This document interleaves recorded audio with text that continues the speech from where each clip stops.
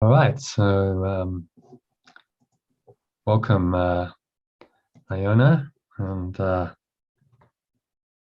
Kana. I hope I've pronounced that right, to the Art of Letting Go Masterclass.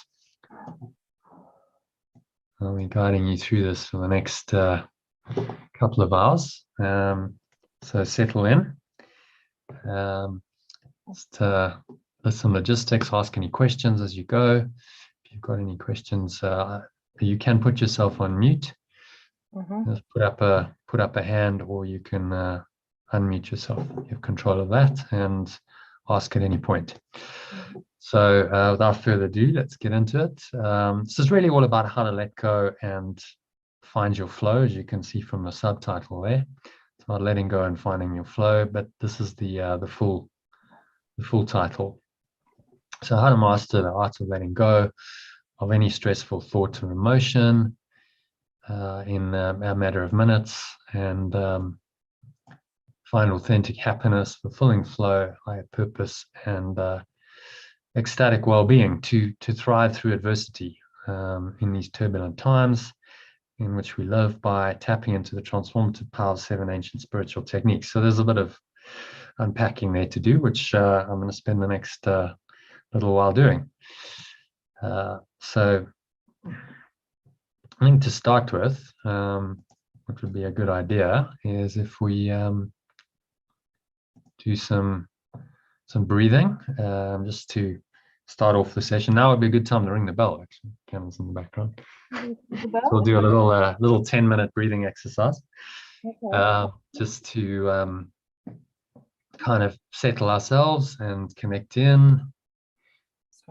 So just we'll go with this beautiful silver bell from Dharamsala, that was from the Dalai Lama. Oh wow, amazing. Yeah. It's blessed. Amazing. Blessed. Okay, so that's very special. Thank you. Will you ring it for us? Yeah, I'll ring it 3 times because Okay. we open the portal. Yeah. 1, Okay. 2, 3.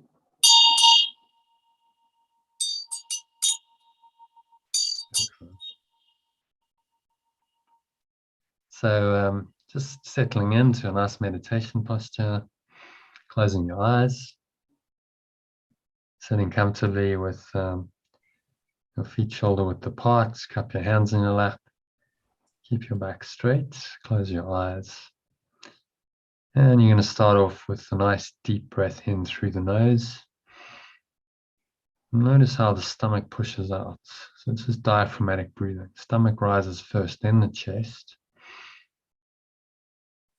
You can connect with your heart's space by putting one hand on your heart, just to connect in with that lovely heart presence. And just bringing your mind into the present moment by focusing on all the present sensations of the breath. Take another breath in. Maybe have a sense of energy rising up into the crown of your head. Nice warm wave of energy, maybe a little tingling up the spine. It's known as Kundalini energy. Pause at the top of the inhale. In the space you've created, just check in and scan your mind. So you're going to look for any negativity, any negative thoughts, emotions, any related sensations in the body. So anything that feels uncomfortable, negative, limiting, contracted, unpleasant, constricted in any way. Just notice that. Thought, emotion, sensation. And you can choose to let it go right now, because these are just creations of your own mind. So you don't have to hold on, and have this wonderful tool called the breath to help you to let go. So you can just exhale out through your mouth, just letting go of any negativity, just dropping the energy away into the nothingness that it is. Pull the lower stomach into the spine. Expel the last remaining air out. And find some stillness and peace at the bottom of the exhale.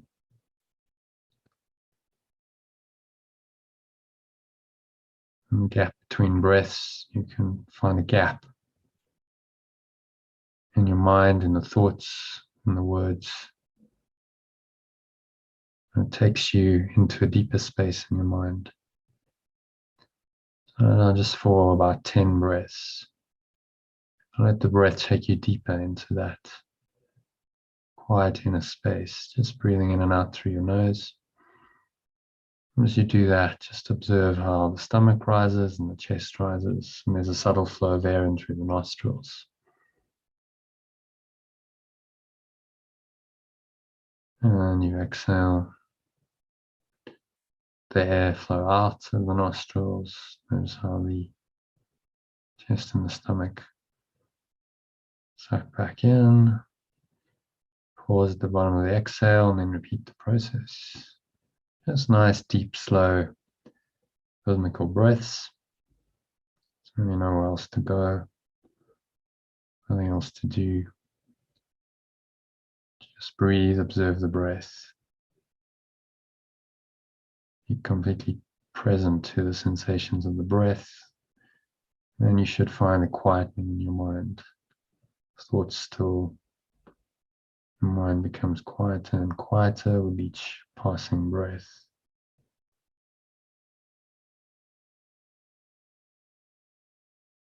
And you just sink in. It's relaxing. Psychologically, mentally, emotionally, just relaxing everything. There's a sense of a letting go that happens with the breath naturally. So I'll leave you for a minute, just breathing in and out through your nose in this nice, comfortable rhythm. Just find your own rhythm with it. Just observe the breath. Any thoughts come in, and you notice them, bring your attention back to the breath. That's all you have to do for the next minute of deep silence.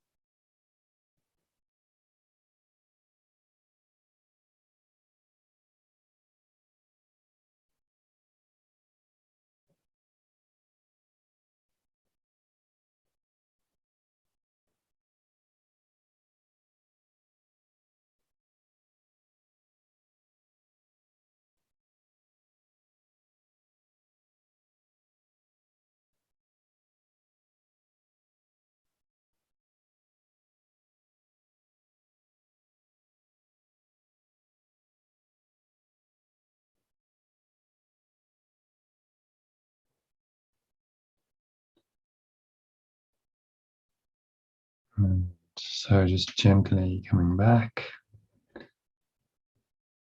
And count to 3, you're going to bring your awareness back fully into your body, to the senses, the world. But you're going to keep the connection to this deep stillness through the breath. So as we go in the session, just keep a little bit of awareness on the breath, just noticing subtle sensations of the breath. It's the way you do that. And that'll keep you connected to this very calm, peaceful, and spacious awareness. So the idea is to empty your mind. If you're an empty vessel, then you can truly receive new information, which I want to be sharing with you. So on the count of 3, you're going to open your eyes. 1, just breathing in. Notice the stomach rise, the chest rise again. Subtle flow of air in through the nostrils. Noticing any smell in your nose as you breathe in. Pause. Now just check in and scan your mind again. Notice maybe a subtle change compared with few minutes ago when you did it. Maybe there's just more quietness, more openness, more spacious awareness, more light in your mind.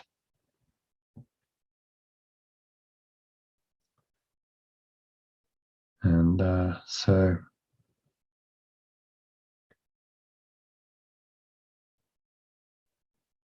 just lock that in by noticing that you can anchor that state in. Exhale out through your mouth. Notice the air flowing out, chest and the stomach suck back in. Energy subsides back down from the crown of your head down into the front channel of your body. Noticing all these subtle sensations in the body. On the count of 2, noticing the warmth of your body. Pressing down into the chair, feet touching the ground. Noticing what you're feeling and touching. Your hands. And on the count of 3, yes, the doorbell can wake us up.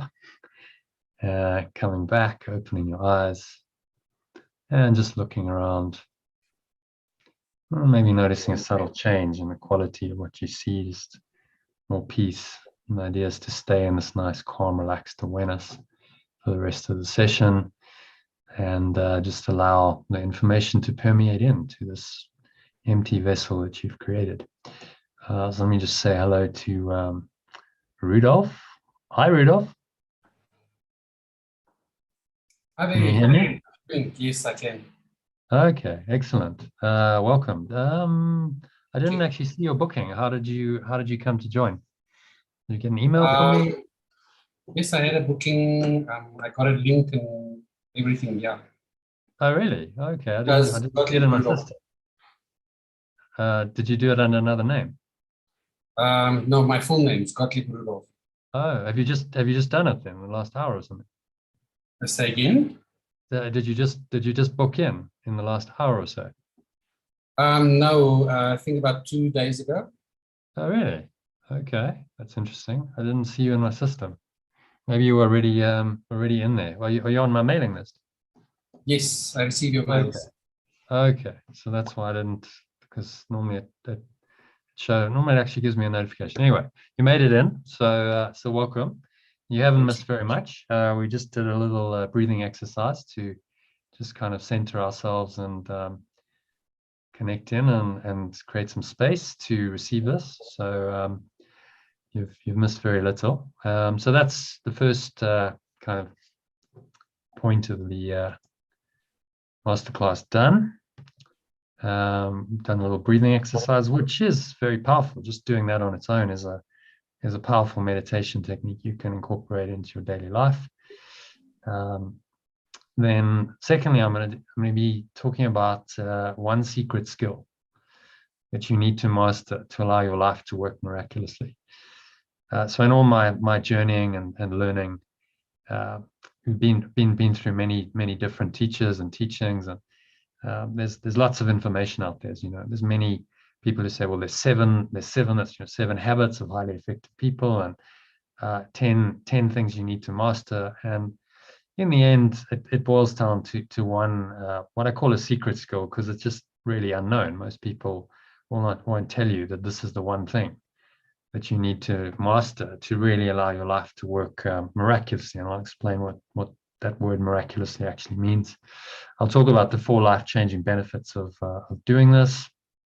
I'm going to talk about 7 stress-busting techniques to help you to master this one essential skill, because it's really about how you actually do this, how you can integrate practicing these techniques into your daily life to experience all of the life-changing benefits consistently, because that's really what it's about. These masterclasses are wonderful. You can get some new ideas, but if you don't practice them and integrate them, then nothing much will change. And then finally, I'll guide you through a 10-step letting go process in a meditation. That is optional because it'll take us over the 2-hour mark, but that's up to you if you want to stay for that.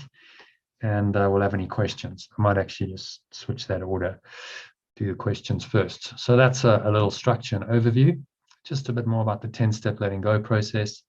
So it's a very powerful process, industrial strength letting go, I call it, that I've developed based on the teachings of A Course in Miracles, which I'll talk about in more detail as we get into the masterclass. But I'll guide you through this process in a 20-minute meditation. So it'll give you a little synopsis, experiential summary, shall we say, of what this really profound teaching in A Course in Miracles, which is a 1,300-page book, but it kind of condensed down into this 10-step process. I'll give you a written worksheet for the process and a half-hour recording to guide you through it, as well as some instructions or explanation in a discussion after. So it's actually a 1-hour recording.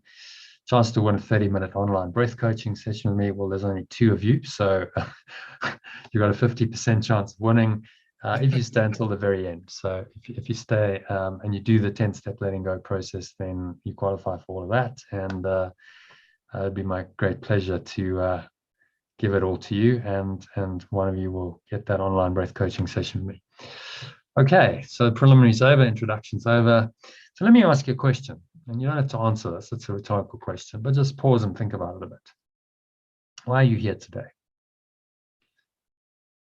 Let's reflect on that question for a few moments, and you think carefully, because you're still looking for something. No one shows up to anything unless there's some incentive, some motivation. So people who join these are still looking for something, and that may be one of a number of things. Might be relief from stress, anxiety, depression, and disease, which can manifest in the body as disease. That's a very common reason why someone starts to seek for help.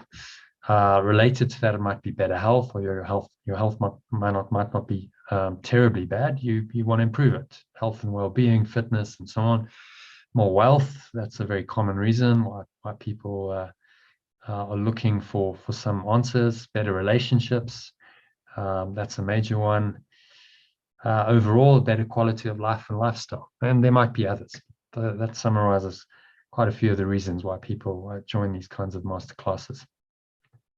But again, let me ask you a question. Ultimately, what are you really looking for? Again, it's a rhetorical question. So underlying all of this, you really think about it. What are you really looking for? And if you put a word to it, and there's other words for this, but I would call this happiness.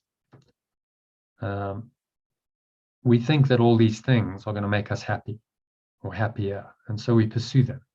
We're looking externally. We're looking for some condition in our lives to change in order to bring us this elusive quality, this experience we call happiness. So again, let me ask you a question. Why haven't you found lasting happiness yet? If you're still looking for it, why not? And again, pause, reflect on that. And this isn't really your fault, because this is how our society's conditioned us to be.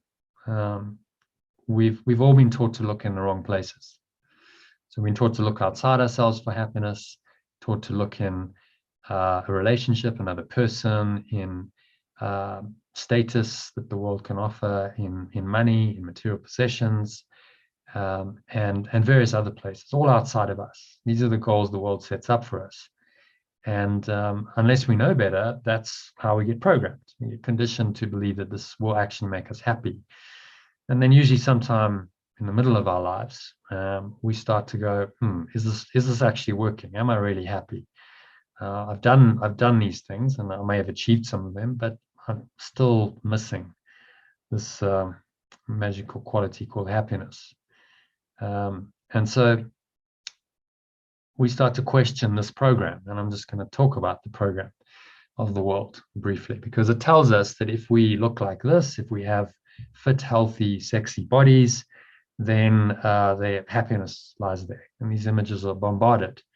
We're bombarded with these kinds of images because they're used to sell many kinds of products and services, as if the product and service is going to give you a body like that and looks like that. So it's all false, but that's the world of marketing that we've created. And of course, this isn't sustainable, because sooner or later we age, the body fades, we start getting wrinkles, and our physical appearance certainly doesn't look like that. We start to have to look after the body.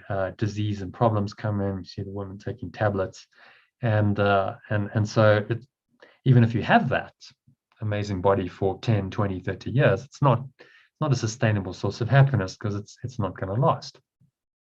Your body is going to age. Might be other places. So nice cars, clothes, the things that money can buy. And again, there's always someone willing to sell you this for a price. So again, we told, well, when you have this, then somehow you'll be happier. If you look at the marketing that goes with these kinds of cars, it's all about lifestyle, it's about status, it's about freedom. They focus on some quality. And they're saying, well, really, when you drive this car and you pay us the money for the car, then you'll have this quality of freedom, of happiness, of whatever it is. Driving pleasure, BMW, sheer driving pleasure. But again, that's quite false, because that quality is already in you. You don't need it. You need to drive a car to do that. And of course, cars have their problems. They break down, they need insurance. So is that a sustainable source of happiness? And often, if you get a new car, if you've ever bought a new car, you'll know after a short while, a week, 2 weeks, maybe a month, even if it's an amazing car, it just becomes normal, and the thrill of it wears off. And then, of course, if you're relying on that, you have to go buy another one. And then some people get addicted to buying new cars. Some of these saw a program not too long ago with a Turkish billionaire, and he had like 20 Ferraris lined up in his drive. You just go, are you mad? Obviously, because he's addicted to the process of buying them, even though he's not driving them. It's just like the owning of them gives him some kind of temporary thrill, and then it wears off, and he's got to go do it again. And spend a fortune on cars he's never going to drive. There might be a nice lifestyle, symbolized by a house.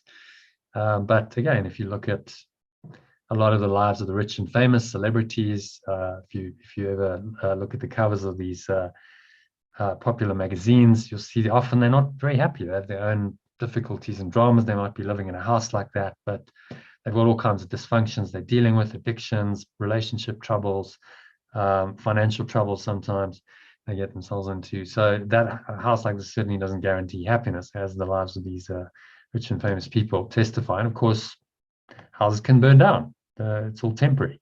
Houses can burn down, they can get damaged, they don't necessarily last. So is that a sustainable source of happiness? Again, probably not. Travel. A lot of people look at travel, nice experiences. If that's been the case for you, then over the last couple of years, you would have suffered a bit, because travel has been restricted. So many places have been closed and unavailable. We've had lockdowns, the story. So again, is that sustainable if it can just be taken away? And the answer is clearly no. Maybe nice experiences. So going out to nice meals, spending time with your loved one, your partner. But these are rare experiences. You're not going to do this every night. You might do it once a week, once a month.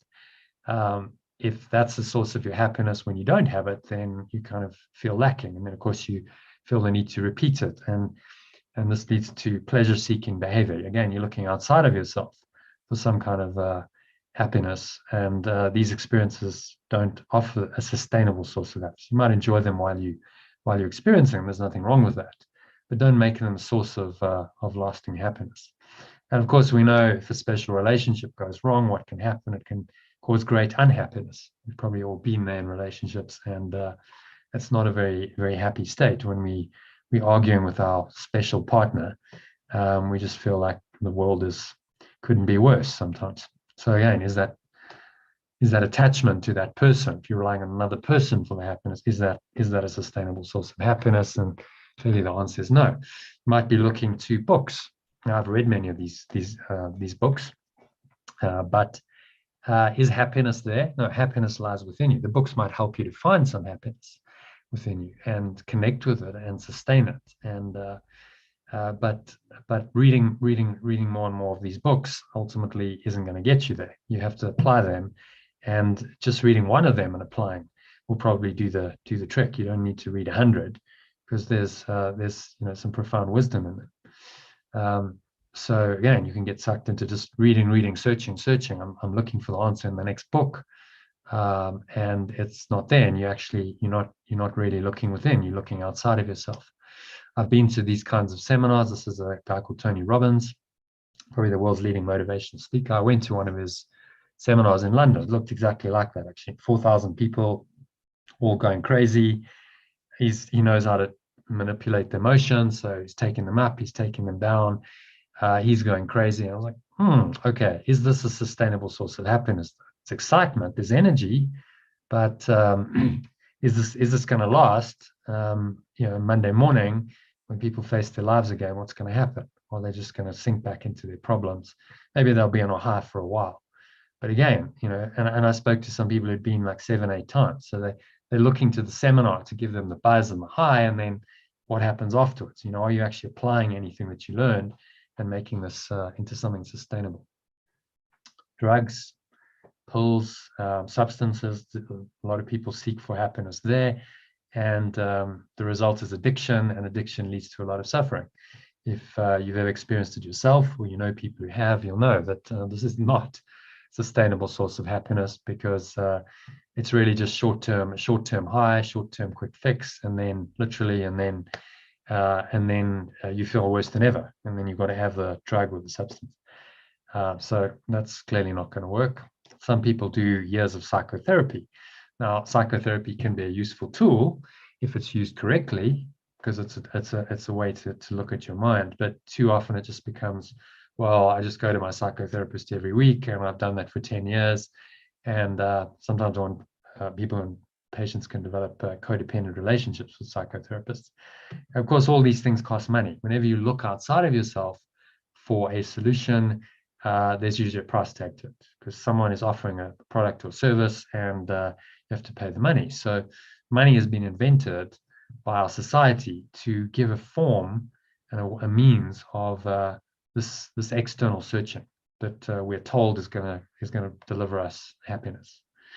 So A Course in Miracles, which again I'll talk about in detail a bit later, says this about mental illness. Because all mental illness is some form of external searching. Well, by that definition, our society must be very mentally ill, because most people are searching outside of themselves, externally, for happiness. And we have a society set up for that. That's why we've invented the economy we have and the money, because it's all about external searching. If people really found happiness within them, they don't need to do that. And so we look at enlightened beings through the ages, and they often live very, very simple lives, often not engaging much in society. They're not bothered about money, about material possessions. They live very minimalist, simple lives, because they found the source within them, and they don't need to seek for it outside. And so money, which is the mechanism of it, is a little interest to them. So the research shows, as this lady, Dr. Laurie Santos, who started the Happiness Lab podcast, and she's a psychologist, has to say, we often think that all these things that I've said will make us happy, but actually, the science is confirming that these things are simply not going to work. She says we expect these things will make us happier, but these expectations are flat out wrong. They're just false. They're not true. So what does the research actually say about happiness? So there was this interesting study called the Grant Study that was done at Harvard University. I think it's still ongoing. They've been studying people who graduated from Harvard in 1944, I think was the year. They took a class, and they took 268 of them, and they studied them over lifetime. They would check in with them, regularly, every year, every 2 years. I don't know the exact methodology, but they tracked them over their life, and they interviewed them. They spent over $20 million on the study. And this is what the chief psychiatrist who was in charge of the study had to say. Happiness is love. That's the conclusion. Happiness is love. The people who found happiness in the study had a sense of love. They had love in their lives. They had loving relationships. And then he said, full stop. That's it. Nothing else. It's not the money. It's not the status. None of that. Some of them were very successful. I think there were 3 senators and 1 president. John F. Kennedy was part of the study. So none of that mattered. The only thing that mattered was love in their lives. And that's what the research confirmed over a pretty long period of time. So what is the cause of unhappiness then? Again, to go back to the celebrity example that I used earlier. this lady, Marisa Peer, who's UK's leading hypnotherapist, she's done work with people like Princess Diana and Amy Winehouse and many Hollywood A-list celebrities. People call her in when nothing else has worked. And all she observed, through this work, that these people were unhappy because they were looking for more. They were looking for something outside of themselves. They wanted this external searching, and they'd done it quite successfully. They'd achieved the success, the fame, the money, status, etc. And yet they couldn't find it. And when you're at the top of the tree, well, where do you go then? There's nowhere else to go. They can't then go and become more famous. Well, I suppose they could try, but they've done it and it hasn't worked. And so then often they sink into depression and addictions and relationship dysfunctions and so on. And so she would get them, and all she'd get them to do is to say an affirmation that they are enough, because she observed that the only problem that they have is they don't believe fundamentally that they're worthy, that they're enough. And so they're seeking for the external things to try and validate them, and that's never going to work, because they're on what's called the hedonic treadmill. So the more they desire some stuff, the more they're really saying, I'm not satisfied. As the Buddha noted 2,500 years ago, desire is the source of all suffering.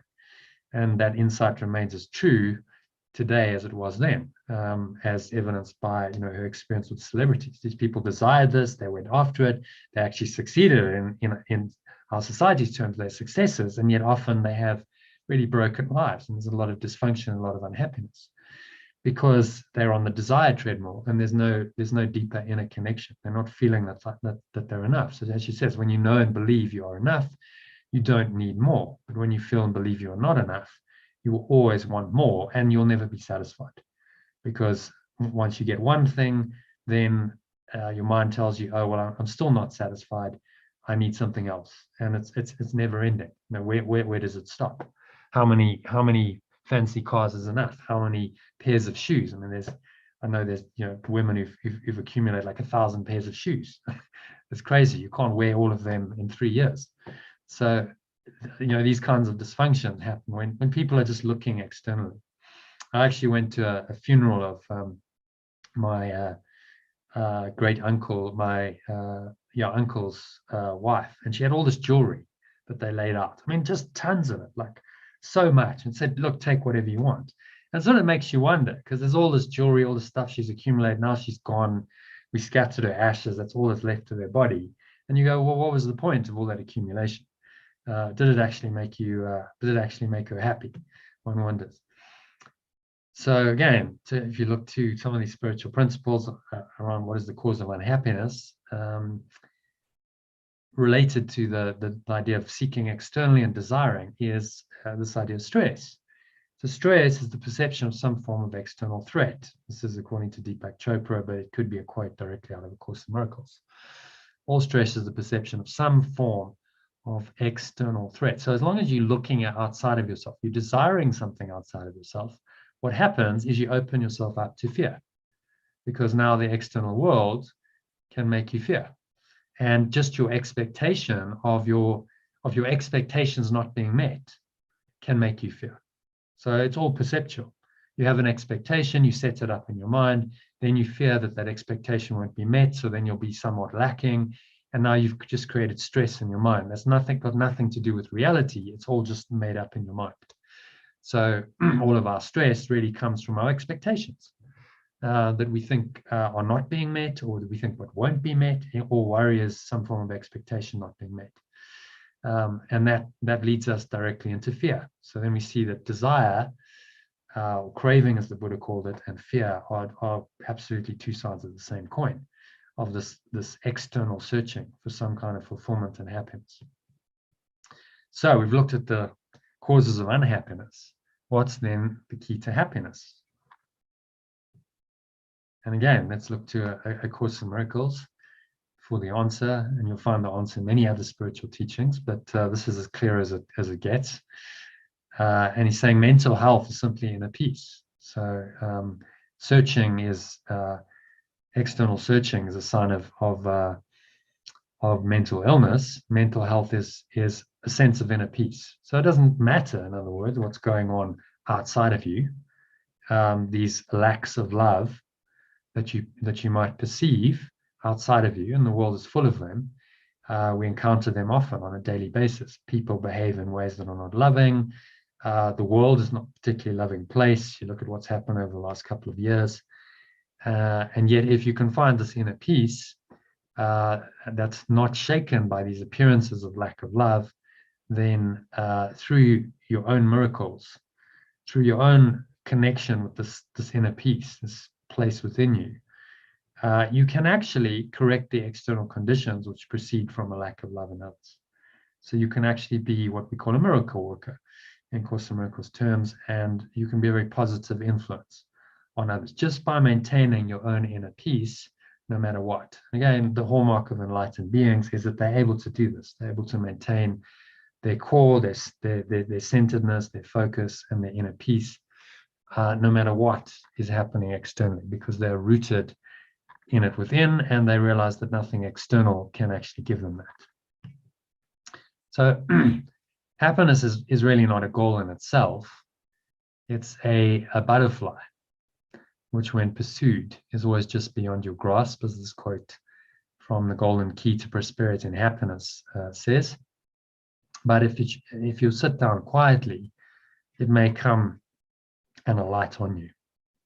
That's from a book written in 1885. So a lot of people say this is new age, but it's been around very, very long time. The quest for happiness is probably one of the most ancient human pursuits. How do we find happiness? And this quote really gives us a key. If you just will sit down quietly, if you stop all your mad pursuit, running around chasing this elusive butterfly of happiness, then it may come and sit upon you, just like a butterfly might sit on a beautiful flower. So in the same way, if we just quiet our minds and you might have found, in the session we did, the little 10-minute breathing session, that there's just a presence. Something arises in you, and it's a very calming, comforting presence, which you could call happiness. Again, there are many words for it. You could also call it inner peace. You could call it joy. You could call it freedom. There's many words. Happiness is as good as any. And it just comes when you meet its conditions. If you sit quietly and you quiet your mind, then it comes. So where can you find authentic happiness? This is what Mihaly Csikszentmihalyi, a professor of psychology and author, was actually today's quote, which you probably received, was by him. So he said, to know oneself is the first step toward making flow a part of one's entire life. But just as there is no free lunch in the material economy, nothing comes free in the psychic one. Right? If you're not willing to invest psychic energy in the internal reality of consciousness and instead squander it in chasing external rewards, you lose mastery. One loses mastery of one's life and ends up becoming a puppet of circumstances. So he's really saying what every great spiritual teaching and teacher said through the ages, that looking outside of ourselves for happiness is never going to work. And we are in fact squandering this precious psychic energy, our consciousness, by chasing these external rewards. As Jesus said in the Course in Miracles, that's a sign of mental illness. And when you do that, you lose mastery of your life. You end up becoming a puppet or a victim of circumstances. So if your locus of control, put in another way, is external, then you're giving your power away and you will be a victim of the world, and you will define yourself as that. And that is a very limited and low self-image. And it's a very fragile one, because anything can happen at any point that can trigger you, and then you find yourself getting stressed and getting upset, and that then triggers unhappiness. And it seems like it's not your fault, it's the external world. I see Rudolph has raised his hand. Yeah. Jonathan, just one thing. Can you maybe just define psychic energy, what they're referring to here? Just clarify that for me, please. Yeah, I think psychic energy is really just awareness. It's where you choose to place your awareness. Okay. So do you place, to retranslate it, if one is not willing to invest your awareness in the internal reality of consciousness and instead squander it in chasing external rewards. So now your awareness or your attention is all about the external, then that is your psychic energy, because there is energy in your thoughts. So psychic means of the mind, energy is, thought is a form of energy. So it's thought energy. Where are you directing your thoughts? Where are you directing your attention and your awareness? And he's saying, if you go within and you seek to find just a sense of being aware of your own awareness, that's really what this is all about. I'm aware that there's an awareness in me that's simply happy and peaceful, and that's its true nature, and it never changes. Then I'm looking within. Then I'm investing my psychic energy in the internal reality of consciousness, as this Csikszentmihalyi puts it. But if I'm taking my attention and my awareness, and I'm focusing on the external by thinking about it a lot, by desiring things in the external world, by fearing things externally, then I'm squandering it and chasing external rewards, and I'm wasting the psychic energy. Does that make sense? Yes, thank you. Just terminology, really. It's awareness. It's awareness, really, and thought. So awareness and thought go hand in hand. Where you put your awareness is where you put your thought. Put your awareness within, and you're aware of your own awareness. That's now investing it in internal thought, and rather than chasing the external rewards, which society wants you to do. So in the end, this quote says it beautifully: happiness often relies on just one character trait, and that's self-discipline. Because do you have the discipline to discipline your thoughts? Right? So the self-discipline to do what? Well, again, and this is the one essential skill I promised to talk about. It'll take me a while to lead up to it. But it's to let go of any negative thought and emotion when it arises, so that you can experience this thing we call happiness, and it's authentic happiness. So here are the premises on which this truth is based, because happiness or unhappiness is always experienced in your own mind. It's not something external to you, it's an inner state. So I think we'd all agree on number one. Number two is where a lot of people disagree. But again, if you really are honest with yourself, you'll have to see the truth of this. Only your own negative thoughts and feelings can make you unhappy.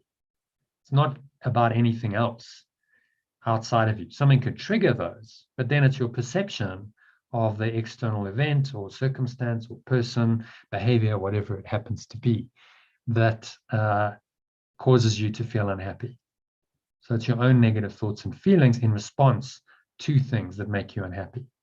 And again, you can try and argue that, but if you look carefully into your mind, you'll see that's true. You've probably had situations where something's happened and it really bothers you and it doesn't bother someone else, or vice versa. And you go, but it's the same stimulus, and yet how someone perceives it is very different. So that's a little illustration of this point, that it's only our own negative thoughts and feelings that make us unhappy. So because those two first points are true, the premises are true, therefore, learning how to let go of your negative thoughts and emotions must be the key to your happiness. So if you can let go of what's causing you to feel unhappy, and that's just negative thoughts, that's any thought that feels contracted, constricting, limiting, and be aware when that's happening, and then be aware enough to now engage in a process to let it go, then you have the key to happiness, because it doesn't matter what's arising. It's not to say you'll never get triggered and you'll never have negative thoughts and feelings, but as they arise, you're aware of them and you know how to let them go, and you can let them go very quickly. You can let go of any negative thought and emotion in a matter of minutes, no matter how difficult it is. It's possible to do that. And so that's really what the art of letting go is all about, is how do you learn to let go of your negative thoughts and emotions and find happiness instead. So that's key benefit number one that I promised to talk about of this one essential skill. The second key benefit is fulfilling flow. So being able to let go of negative thoughts and emotions very quickly. So these things arise, they come, and we can choose to dwell on them, or if we can let them go quickly, we can stay in a calm, poised state, and we're able to enjoy each moment. It can actually be very satisfying if you do have a challenge, you find the negativity arising, and then you're able to let it go. You drop that state and you find calm, you find peace, and you're able to find a way through that difficulty, whatever that looks like. Maybe you say something, you do something, maybe you do nothing, but you're able to remain calm and poised and actually enjoy the challenges. So that's why I said, in the title, it's about thriving through adversity.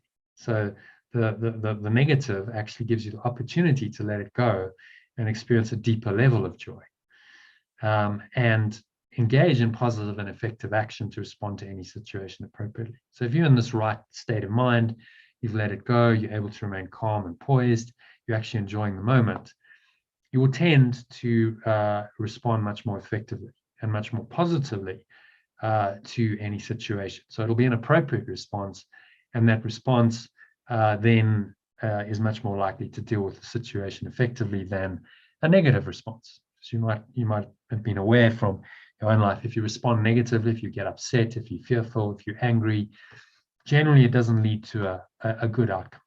So flow is really the key to taking this underlying happiness and being able to apply it in your daily life and express it in action.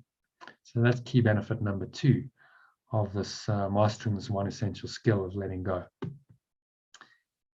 And I thought it might just be worth looking at another quote on flow, because it's when we act freely for the sake of the action itself, rather than for ulterior motives, that we learn to become more than what we were. Again, Mihaly Csikszentmihalyi wrote that. So what this is pointing us to is our true selves. This is about knowing ourselves.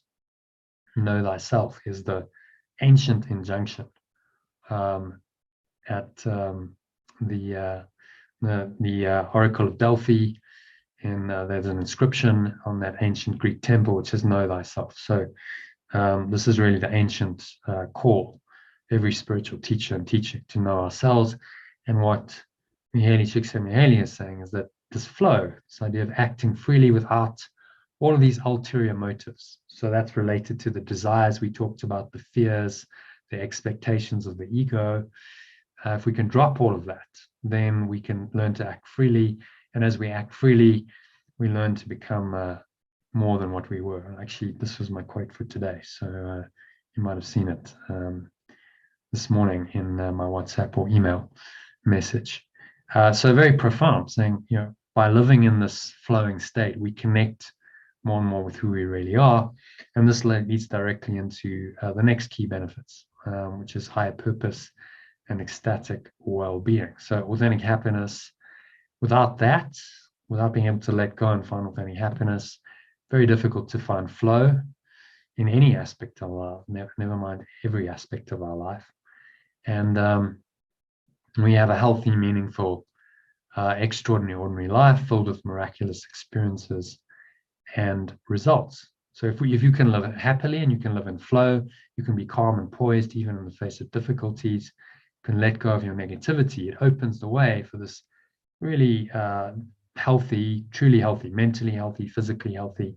Physical disease comes from mental disease. It's meaningful because your meaning, you don't need to look outside of you. Your meaning lies moment by moment in your happiness and your ability to experience happiness in flow. And then it's extraordinary, ordinary, because you don't necessarily need to change your life. You don't need to do anything extraordinary. Maybe you get inspired to do that. That's possible. But maybe you just carry on your life. You're doing your job. You're working in your business. You have your family life. But these ordinary daily experiences become extraordinary because you're bringing happiness and flow into them. And so they become much more fulfilling and much more meaningful than they were. And that then is the source of your meaning and fulfillment. So you find a sense of higher purpose just in the ordinary experiences of life. And you can have these moments of ecstatic well-being, really feeling well, really feeling healthy, really feeling joyful. And that tends to come when you experience miracles. So a miracle is really just when you shift, you change your mind from a negative state to a positive one, and you have a different experience as a result. So you have a happier, more flowing experience that leads to happier, more flowing results. And if you're actually living that consistently, you really can experience day by day a sense of higher purpose and moments of really ecstatic well-being. You can really feel happy, really feel joyful, and those are your kind of peak experiences. And then, but underlying that, there's just a peace and a happiness that's running through your life. That's your base state. And so this is what these teachings are pointing us to, saying you can actually do this. You can live in these ways, and it is possible. People have done it. Enlightened beings in history have lived in these ways and have found that their lives become extraordinarily ordinary as a result. So those are key benefits 3 and 4 of this. So just to summarize, 4 keys to an extraordinary ordinary life. You've got benefit number 1, which is the key to authentic happiness, how to let go of any negative thoughts or emotions, no matter how challenging the situation provoking them seems to be. That then leads to flow, the key to fulfilling flow, how to remain poised and enjoy the moment while taking positive and effective action to respond to any situation appropriately, which leads to higher purpose. So the key to higher purpose and ecstatic well-being. So how to be happy and in flow in every aspect of your life. So not just one. Some people can do it in one. This is about extending it into every aspect of your life. So work, family, social life, etc. So there are no exceptions and no exclusions. And you live a healthy, meaningful, extraordinary, ordinary life filled with these miraculous experiences and results. And that benefits others. It's not just about you, but you can't help but want to extend the happiness and the flow and the purpose and the well-being that you're feeling. You can't help but wanting to share it with others. And so then you become, the Course calls a miracle worker, and that enhances your purpose. That's all part of the higher purpose of spreading this love and this happiness and this joy. So can you see why letting go is really the critical skill? Because letting go leads to authentic happiness, leads to fulfilling flow, and that leads you to a sense of higher purpose and ecstatic well-being. Right? It's all a sequence. If you can't let go, then forget happiness, because you're going to get triggered all the time. Things are going to make you unhappy. So you won't have a sustainable sense of happiness. If you're not happy as a base state, very difficult to be in flow. You get triggered, and then instead of flowing, you're grinding and stressing, straining, and striving. That's the opposite to flow. That's the ego's program.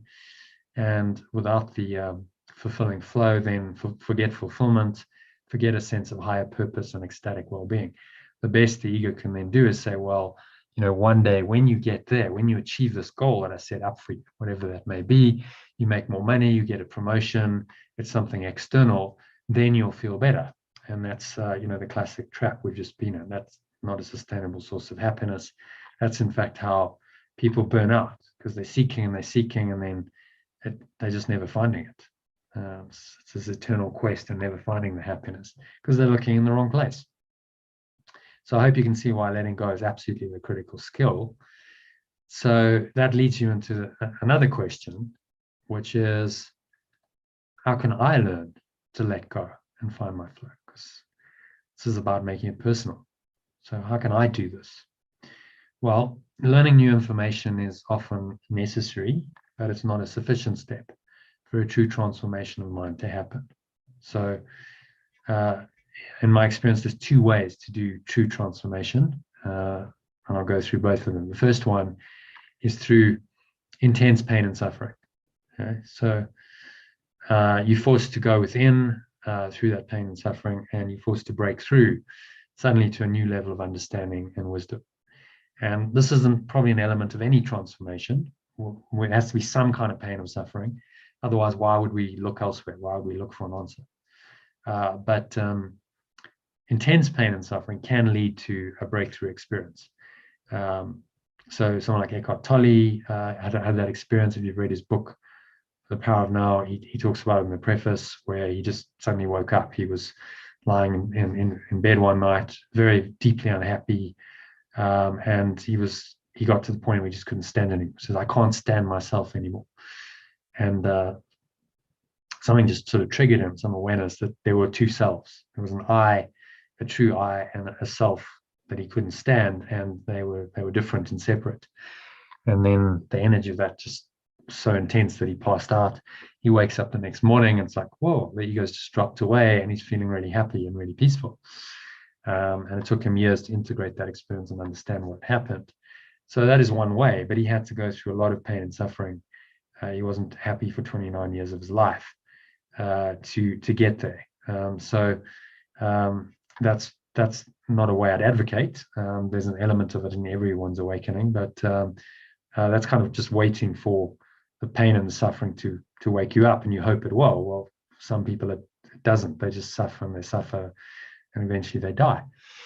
So a much better way is the second way, which I call the way of mastery, which is through conscious discipline practice of spiritual ideas and techniques. You systematically grow in understanding and wisdom. And that's what I call the way of mastery. So there are these very ancient spiritual ideas and techniques expressed in spiritual teachings and practices. And by practicing them in a disciplined way, you're consciously and systematically and progressively undoing your ego and lessening your pain and suffering. So it's a very proactive path, and so it's the one I recommend. The principles of transformation through mastery. Number one is understanding realization through personal experience. So no one can tell you. So it's useful to understand other people's experiences and get key concepts. But in the end, this comes down to your own personal experience, which means that it requires your active willingness and disciplined effort. Because to have what we call mystic experiences, or Abraham Maslow calls them peak experiences, to have these experiences usually requires your active willingness and disciplined effort. So you can practice, you can do things like meditation and various other techniques, which I'm going to share with you, key spiritual practices regularly to facilitate these experiences. So that's absolutely essential if you're on this path. And this kind of awakening can be greatly facilitated by another person or a group who help to raise the initiate's consciousness. I'm using alchemical language here, because if you engage in this path, you're effectively an initiate if you're doing these kinds of practices. And the group and the facilitator transmit a positive energy to the person. So, and that happens remotely. So even if we're doing it on Zoom right now, there's an energy transmission happening. We're not physically together, but it's happening via the communication mechanism that connects us. In this case, Zoom and all the technology that enables that. So there's a positive energy transmission going on, and there's also the sense of accountability.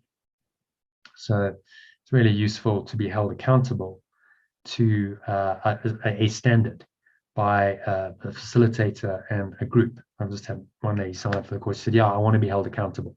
So I've got a accountability option where there is strong accountability if you want that, because a lot of people lack the discipline initially to do it themselves. So then they need this external input just to help them get on the path and stay there. And then there's immersion in these key spiritual practices and in the positive field of consciousness, and this greatly accelerates it. So if you immerse yourself in these practices and in the group energy, it really does accelerate it a lot. And in a 6-week period, you can get a lot of benefit. I'll talk about that just now. First, let's talk about the 7 key spiritual practices. These are the 7 ancient spiritual techniques I promised to talk about.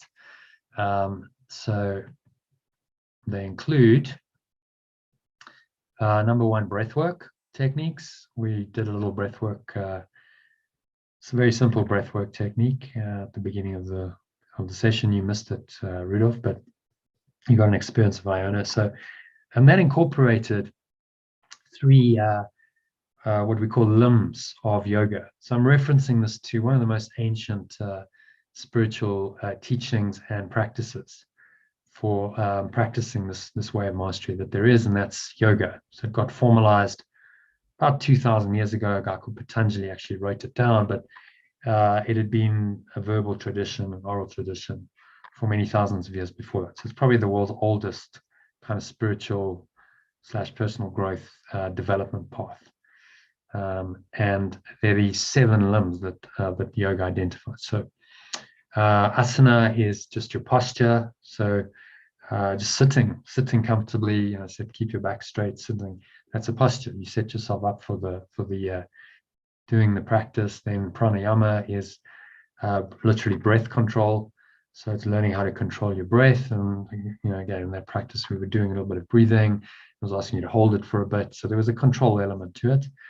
And then pratyahara is a withdrawal of the senses. So by going within, by focusing your attention just on the breath, you're withdrawing the senses from the external world. You're closing your eyes, and that helps you to go within. So all of those three limbs are included in there. You also get multi-dimensional meditation. So I call it multi-dimensional because it uses kinesthetic, so that's touch, feeling. It uses visual, so that's looking, and visualizing colors and so on. And auditory is the third major one. So listening to voice, guided meditation, listening to your own breath, listening to toning, using your voice. So I've incorporated that into a number of meditations that are part of this program I'll talk about. So it's multi-dimensional. So ideas, if say the auditory doesn't work too well because you're not very auditory, but visual works well for you, then you can use the visual side. And it's really a mantra that just helps to train your mind into a lower, slower state and connect deeper with who you really are. So number 3 is forgiveness or letting go. So this is yama and niyama, which are abstentions and observances in the yogic tradition. So that's things that are designed to just help you live a clean life. So you're not going to necessarily, eat meat, vegetarianism, that's a form of abstention. You're going to abstain from alcohol and drugs, another form of abstention. You're going to try and treat people kindly, that's a niyama.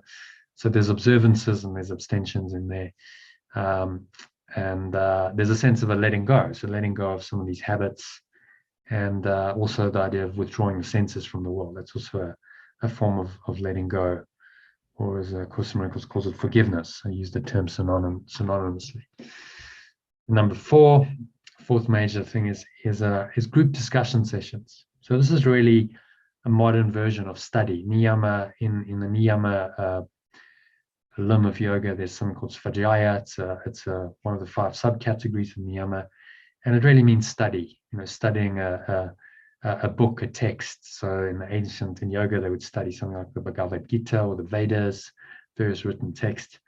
If you're studying that yourself solo, or you study in a group where we're reading it and we're discussing it together, then it's all part of this.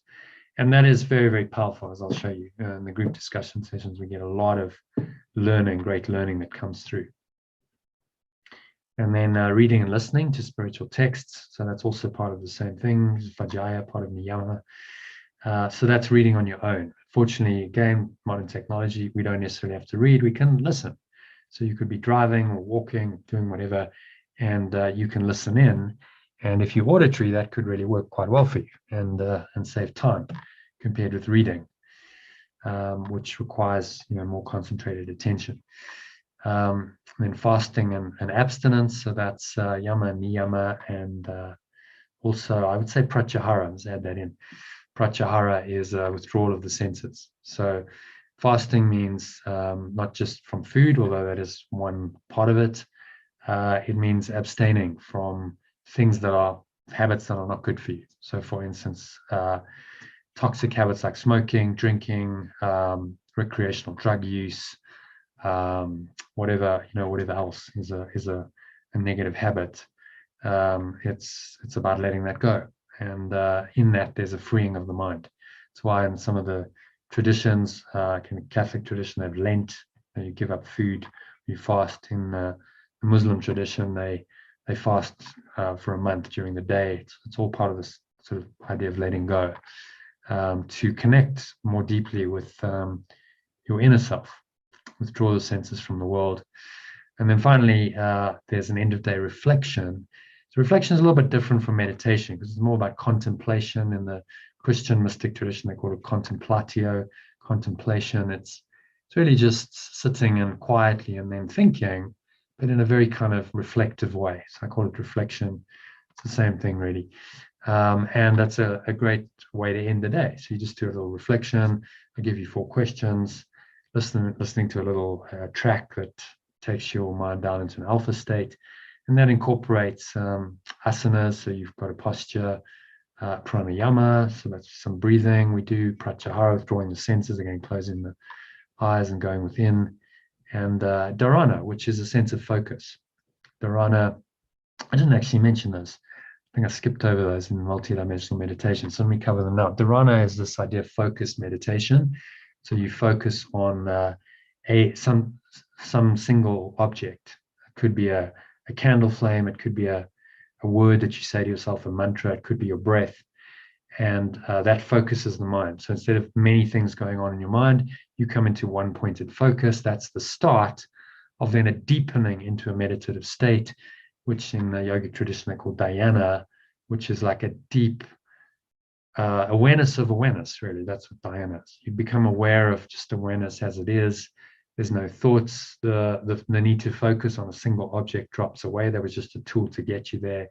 And you become aware of your own awareness, and you simply stay rooted in that awareness. And that ultimately will lead you to what's called enlightenment in the West. In the yogic tradition, they call it Samadhi, which is a deep state of connectedness with your true awareness. Samadhi actually means a sameness of perception. So if you're in Samadhi, you see everything as the same. You don't see differences. You don't see separation. So whatever it is that you're looking at, you could be looking at different people, objects in the room. You don't really see that. You don't make these artificial distinctions in your mind. Oh, well, that's that and that's that. You still know the names of these things because you're not going to forget that. But you don't really see them separate.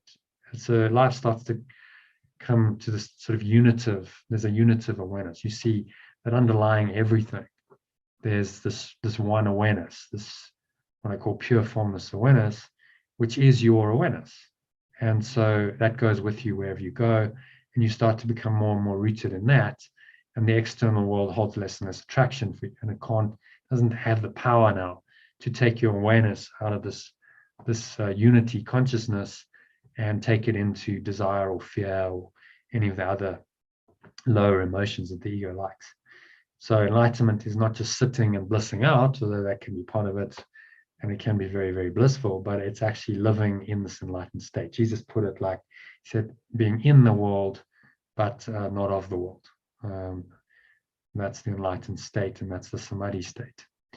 So that gives you a little bit of an overview of these 7 ancient spiritual practices and how I've updated them into a modern context into 7 key spiritual practices that you can do to apply these very ancient principles that are incorporated into the yogic tradition and into many other traditions, because most of certainly the Eastern teachings came from the East. So spread to China and Tibet and so on, but it all started in India. So let me just talk about the Art of Letting Go course with your permission, because really this is about how do you actually do this. I could share all this information, it's very interesting, but as we saw, information alone isn't going to do it. It's about application of the information, application of ideas consistently in an immersive way. So to help you to do that, I've designed a facilitated 6-week mind and life transformation process, which I call the Art of Letting Go course. It's based on the way of mastery that I just talked about. It's the idea that you can consciously do spiritual practices, and embedded in that is yoga, this ancient, not just physical yoga as we think of going to a yoga studio and doing a yoga class, but the full yoga, the 8 limbs of yoga, as I've just explained. And this idea of immersion learning, that you can really immerse yourself into this field of doing these practices. And if you immerse yourself and you're able to do an hour or 2, maybe more a day, you do find that transformation will happen because you're exposing yourself to a higher frequency energy consistently. And that cannot fail to work. So it incorporates these 7 key spiritual practices that I talked about, and the 7 limbs of yoga that I talked about on the previous slide. And the key spiritual practices include live and recorded daily online meditations and discussion sessions, a 1-week breathwork course, self-study, and solo meditation, which I'll go into in more detail. I see Iona's raised a hand. Iona, yeah, do you want to say anything? So my friend studies the Way of Mastery with JM. Is that the same Way of Mastery? No, so that's a specific path that someone's kind of called it the Way of Mastery. This is more a general.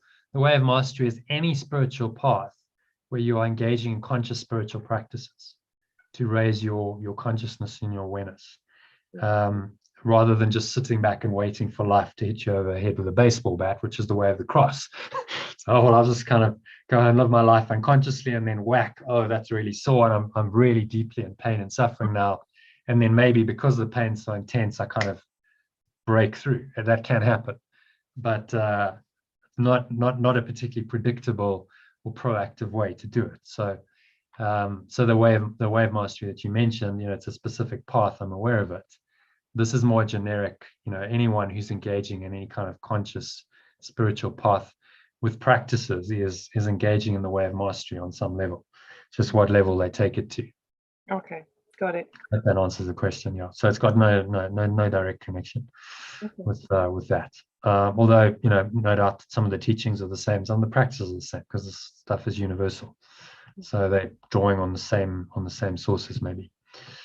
Okay, so the goal is to help you to learn to let go of fearful, stressful thoughts and emotions. So anything that makes you unhappy, basically, whenever they arise. So you can start consistently experiencing, and these are the key benefits of the course, which you'll be familiar with because I've just been through them. These are the key benefits of letting go.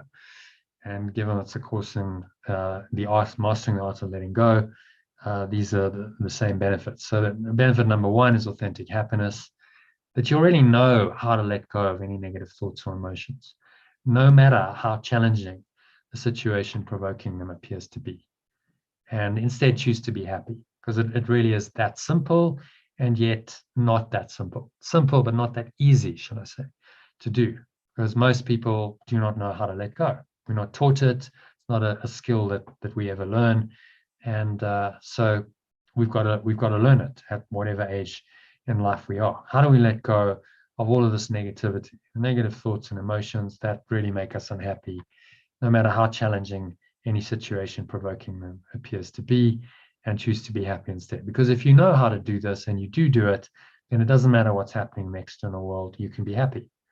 And so your happiness becomes authentic. So that's key benefit number 1. I'm just going to go into some testimonials here because it's useful to know what other people have done. So I ran this course first in 2018, so it's now about 3.5 years ago. And Phil, who you see there is the older one, did it. He was 80 at the time. He'd been studying A Course in Miracles for 27 years at that point, and I'd been studying it for about 13 odd.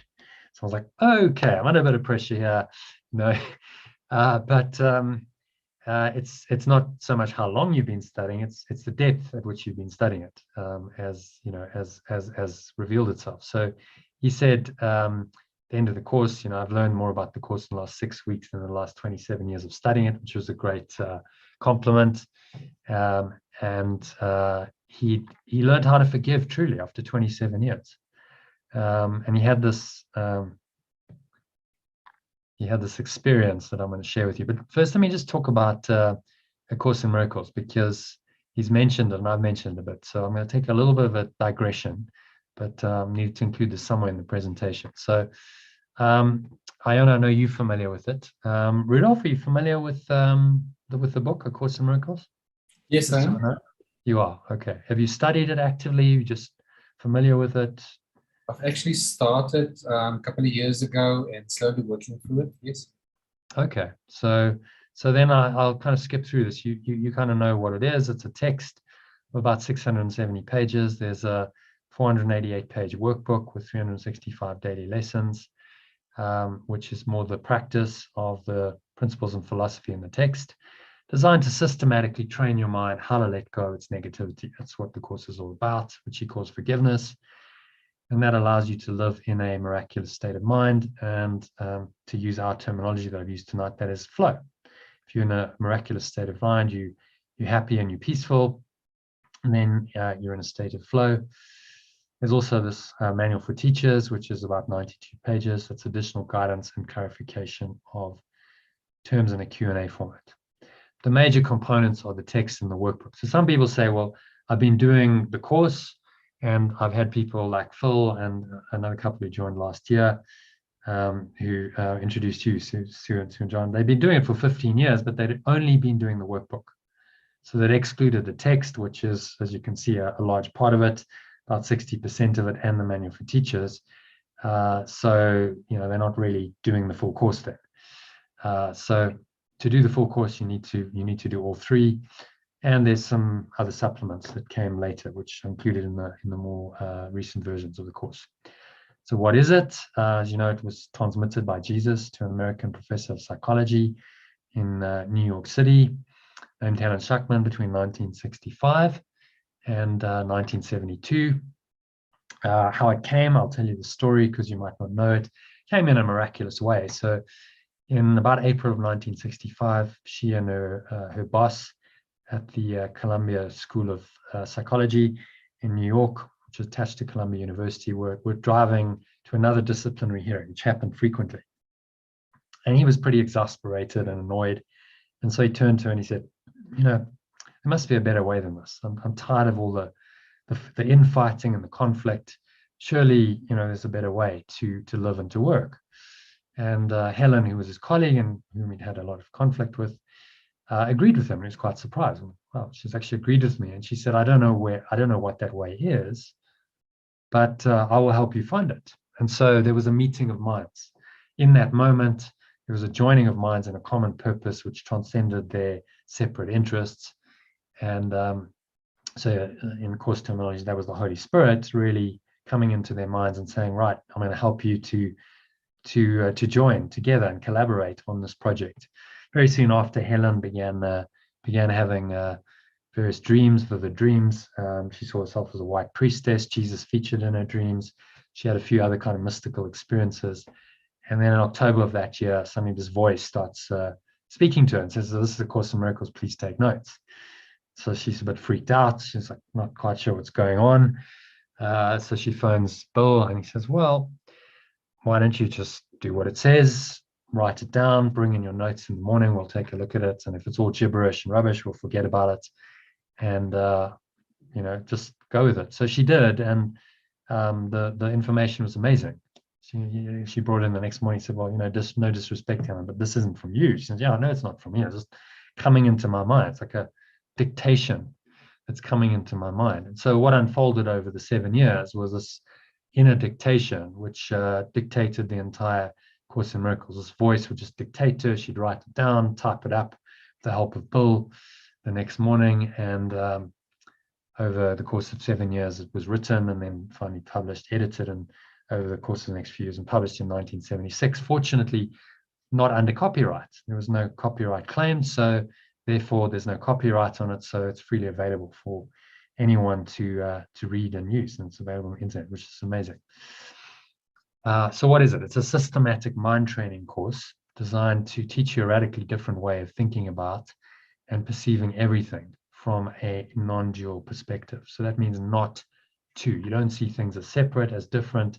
You see unity instead of the separation of duality, which takes a little bit of mind training in a world based on duality. And it's designed to teach you how to forgive or to let go of every false and therefore negative belief, thought, and emotion that causes you and others to suffer. So this idea of letting go is absolutely central to it. That's the one key thing that Jesus says you must do to find happiness, to forgive or to let go. So, what I've said, being the one essential skill, that's really the key teaching of A Course in Miracles. And finally, it's a spiritual path that will allow you to live happily, peacefully, and lovingly. and all of that is miraculously or in flow in the world, and ultimately escape this world entirely. So it's set at the very highest level of the perennial philosophy, it's called, which is about a transcendent dimension. All these great spiritual teachings point to a transcendent reality or dimension, which is beyond this world. So the Course is in that tradition, points you beyond this world, but it's saying while you're here, because that's going to last for the remainder of your lifetime here, while you seem to have a body, why not be happy and peaceful and loving and live miraculously or in flow? And that will prepare your mind for the ultimate reality of heaven, as Jesus calls it, which is this transcendent dimension. So some well-known students and teachers of the Course, you might be familiar with some of them. Marianne Williamson, who ran for president a couple of years ago. She's a very well-known teacher. She wrote a book called A Return to Love, which is her reflections on A Course in Miracles, which was then read by Nelson Mandela while he was in prison, and he quoted from it when he came out of prison in 1990 in his first speech for 27 years. He quoted from her book, Our Deepest Fear. It's not that we're inadequate, our deepest fears that we're powerful beyond measure. I'll finish off the course with this masterclass with that quote. It's a beautiful quote. So he was influenced. I don't think he ever read the Course directly, or who knows, he was a very well-read man. It's possible, but he was certainly influenced by its ideas via reading other books like Marianne's. And there's Oprah, who's good friends with Marianne, and other teachers like Deepak Chopra. So she's been studying it and spreading the teachings via her Super Soul Sundays and her extensive network. And you've got Wayne Dyer, who in his latter years, last 10, 15 years of life, really got into the Eastern teachings and into A Course in Miracles. And I don't know if you've seen there's a movie called The Shift where he quotes from A Course in Miracles. At the end of it, Eckhart Tolle, again, a very well-known spiritual teacher. I've seen a number of videos of his where he's referring to A Course in Miracles, and in a couple he's actually reading from it on stage. So he's referring to it, and then there's me, so nowhere near as famous as any of these people, and probably never will be, but I thought it's a good opportunity to just introduce myself. So who am I? Not in the spiritual sense, because that's very difficult to talk about, but just in terms of my life journey and how I come to be doing this. So that's me as a young squash player. I think I was in my late teens there, or early 20s. I decided to, after university, did a 4-year degree, financial degree called business science, majoring in finance, accounts, and business strategy. So I have that as a background. But after 4 years of that, I was like, no, you know what? I want to go and play professional squash. That's my dream. That's my passion. So I gave it all up, and that was, I guess, my first letting go experience, because I let go of all kinds of expectations. My parents had all kinds of expectations of what I should be doing. There was a whole path that was laid out. I could have just gone on the conventional path and, done my graduate diploma in accounting, become an accountant, and followed a fairly well-worn path into the corporate world. But I didn't. Something in me was like, no, actually, that doesn't really inspire me. What inspires me is going and playing squash and following my passion. So I did that and let go of a whole lot in that process. I didn't really realize that at the time. Then in about 2000 and early 2000s, I had another major letting go experience, which was I had to let go of this dream of being a professional squash player and the goal I'd set for myself, which was to be a world champion. And I realized that just really wasn't going to happen. I was then in my late 20s and I was miles away from it. I had to leave the UK. So I'd been in the UK, so I had to leave for visa reasons and came back to South Africa. And I wasn't anywhere close to achieving that goal. And I had to accept the reality that it just wasn't going to happen. So that, I guess, was my next major letting go experience, because I had to let go of all of that expectation and the goal. And it was difficult, but I found a sense of peace entered in my life. I was like, wow, I'm actually more peaceful. And I continued to play the game because I was only in my late 20s, in a way that just didn't put so much pressure on me. I enjoyed it more, and I played actually better when I was not professional than when I was. I also started to meditate, so I started to get into meditation. I learned breath work, learned to breathe through my nose as an exercise technique. All of this was spiritual training, although I didn't know it. I was doing it to improve my squash. And, so over a period of time, it started waking me up. I started looking around. I started attending workshops and seminars. I started reading books like Power of Now and Conversations with God, and Life and Teachings of the Masters of the Far East, and the Urantia book, and various others. Probably read many of these. I just named a few names which you may have read, and it all started to make me really question. I was like, okay, so what's really going on in life? Is life really what it seems to be? Are these, egoic goals? Started to learn about the ego. Is this actually going to ever make me happy? And I'd had this experience of letting go of a major egoic goal, which is the squash related one. And then I started feeling an urge to teach. So in about 2004, 2005, I started running little workshops, seminars, ran it as a business. I did charge people, but not very much. That's a workshop retreat that we did in Mozambique. So I go off to Mozambique and organized dolphin swimming, and had people doing these really amazing retreats. I really enjoyed it, and I learned a lot from it. Then as part of that, I did some interviews. I'll actually send you I'll send you that recording of this interview just as a gift at the end of this session. That got published by a US company called Success University. In about 2013, I went out to the UK. A friend of mine asked me to come over and help him raise some money for a business.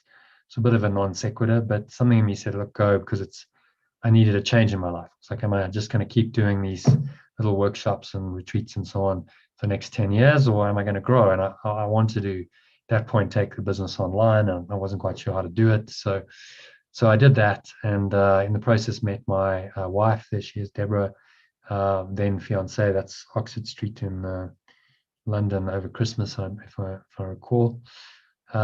So I moved over to the UK, and when I was 42, I completely changed my life. I was left my business behind, left the country behind, got married. We had a son very quickly. So it was new country, new environment. I started a new career, got into corporate finance as a result of the capital raising adventure, and then that led me into doing card payments and subsequently utilities in the UK for small businesses. And around 2018, I just felt like I'd kind of lost my way a bit. I hadn't been teaching much. I'd done just weekly sort of meditations. That's me in Shaftesbury in North Dorset in the UK. I'd just been doing this once a week, but I hadn't really been focusing on it. I felt a hole in my life. I was missing something. So sat down with my wife, and we came up with a strategy to put all of this together into what would be an online course. And so the Art of Letting Go course was born. I ran the first beta version in 2018, 6-week course for about 10 people. And I've run a number of versions since. And every time I run it, I've iterated it, and it's led to a full 1-year program, which I'll talk about. And there I'm in corporate mode. And I continue to study and learn myself. So last year I did a Vipassana meditation retreat. It's 10 days, 10-day silent retreat where you don't speak to the other participants anyway for 9 days, and do meditate for 10 to 12 hours a day. And had quite an epiphany, actually. I had a really amazing, 2 amazing experiences on day 9, which I'll remember for the rest of my life. So I continue to be a student as well as a teacher. And next, I'm probably going to be heading back to the UK in the next month or 2 to rejoin my family there. So I've been away from them for quite a while, and it's time to go back. The benefit is that I've been able to spend a lot of time on this course and this work, which you're able to get the benefit of. probably wouldn't have been able to do it if I'd stayed in the UK. So just back to Phil. I know I said I was going to digress a bit. This was 15 minutes ago, but those were his key takeaways. He learned a lot more about the course, and he means the Course in Miracles there. Last 6 weeks and the last 27 years of studying it, and he learned how to forgive truly. And he had this major breakthrough. And at the end of, he did the first course, so you can see the date, October 2018. That's when it was the end of the first beta course that I ran. He sent me this email. Really in brief, he'd had some kind of grievance against his parents, although they were really good parents. They'd been very good to him. They were good people. They were solid citizens. Somehow they hadn't been good enough for him, particularly his mother. So he did the holotropic breathing the night before, and that obviously loosened something. And then he listened to the music, which I'd sent him the next day. And then he had this major kind of breakthrough or catharsis, as he says here. I had a catharsis. I broke down and I sobbed my heart out. In that long moment, I was able to forgive myself for really thinking that his mother particularly wasn't good enough for him, and ask his parents for their forgiveness. I've been carrying this baggage around all my life at a huge cost. So he had this major breakthrough, and that's why I think his feedback was, I learned how to forgive truly, because he learned how to forgive himself and really let go. This is what forgiveness really means: let go of his own negative thoughts and emotions that he'd held for so long, the baggage, as he calls it. So that's one of the major results, is learning to let go and find this happiness that underlies all of the negativity that covered it over. Key benefit number 2 is this fulfilling flow in your daily life. So you'll know how to remain poised and enjoy the moment while taking positive and harmonious action to respond to any situation effectively. This is being happy in action. So I'm going to mention my case study, my experience of playing squash. So early in my professional career, I'd let go of the whole varsity thing. And so in my mind, in order to justify that decision, I needed to be performing. I needed to be winning. And I needed to beat anyone who was not a professional. That was kind of the expectation I'd set in my mind, although it can take years to really, raise yourself up to a good standard. In my mind, I should be doing it in months. So I put all this pressure on myself. As a result, I wasn't playing very well. And I'd lost to this guy in my club. It was a local club in Johannesburg. He was in his late 30s at the time. He was, not a top player anymore, though he had been one 10 years earlier. But I'd lost to him quite badly, 3-love in the club champs. And I was now playing him in a rematch in our, it was a local derby. We had 2 league sides in the first league in Transvaal, as it was then called. And he was on the opposite side, it was my opposite numbers. Put all this pressure on myself. I remember just really stressing out during the day, and there's all this fear. It's really anxiety about performance and will I win? And everyone obviously at the club's going to be there and watching. And I guess, my ego was on the line. Like, well, will I win? And will my decision to turn professional be justified? And so sort of towards the late afternoon, it was an evening match, I was going crazy. I was like, God, I've got to just get out of this fear. So I went for a walk, which was probably the best thing I could have done. It's a nice day. There was a dog. My sister was there. We had a chat. She said, well, why don't you just enjoy it? You always enjoyed playing. Just enjoy the game. Well, easier said than done when you got all that fear going on. But somehow I managed to just let go of the fear, let go of any expectation. I blanked my mind. I didn't think about the match. I didn't think about my strategy, about the outcome. And I played amazingly. It was quite an incredible experience, which is quite well described in this quote by Eckhart Tolle. So he says, artistic creation, sports, dance, teaching, counseling, and mastering any field of endeavor implies the thinking mind is either no longer involved at all, or at least is taking second place. A power and intelligence greater than you, and yet one with you in essence, takes over. There is no decision-making process anymore. Spontaneous right action just happens. And that's exactly the experience I had. I wasn't really doing it. It just happened through me. I was kind of the observer or the witness of it. The little me wasn't doing it. In fact, the little me that feared so much was just nowhere, just dropped away. So it really was an experience exactly of flow, that I'd learned to become more of what I really was. And as Eckhart says, mastery of life is the opposite of control. You become aligned with a greater consciousness. It acts, speaks, and does the works. And I really did have that experience. So it was a mystical or peak or spiritual experience on the squash court. And as I subsequently discovered from reading, this was called being in the zone. There's many sportsmen who talk about it. You know, it's just an experience that's amazing and transcendent.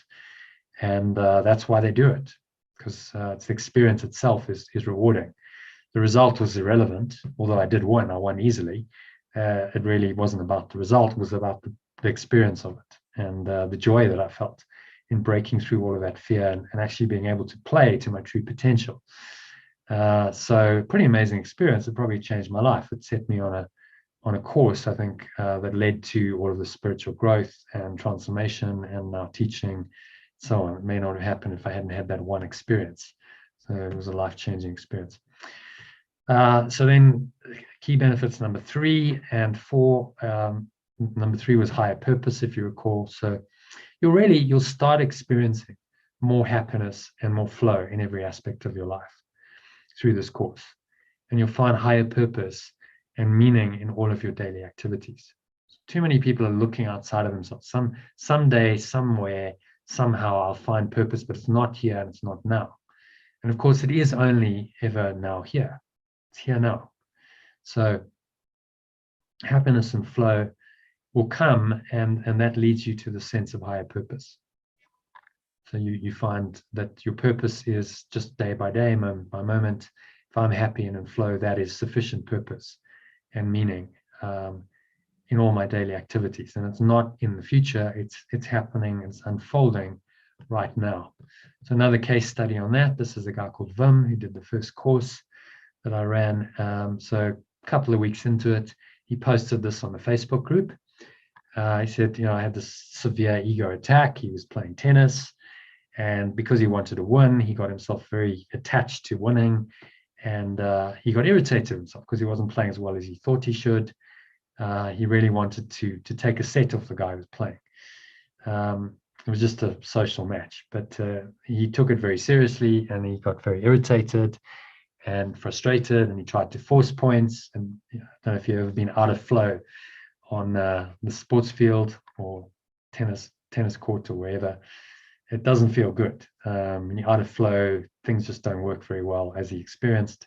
He made lots of mistakes. He got more and more angry. He said, anger is a problem for him. He lost his temper. And this was a temporary defeat.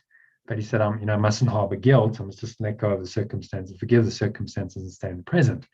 So he then shared this experience with me in one of our live sessions. I did talk to it. I told him about the experience I had on the squash court that I just shared with you.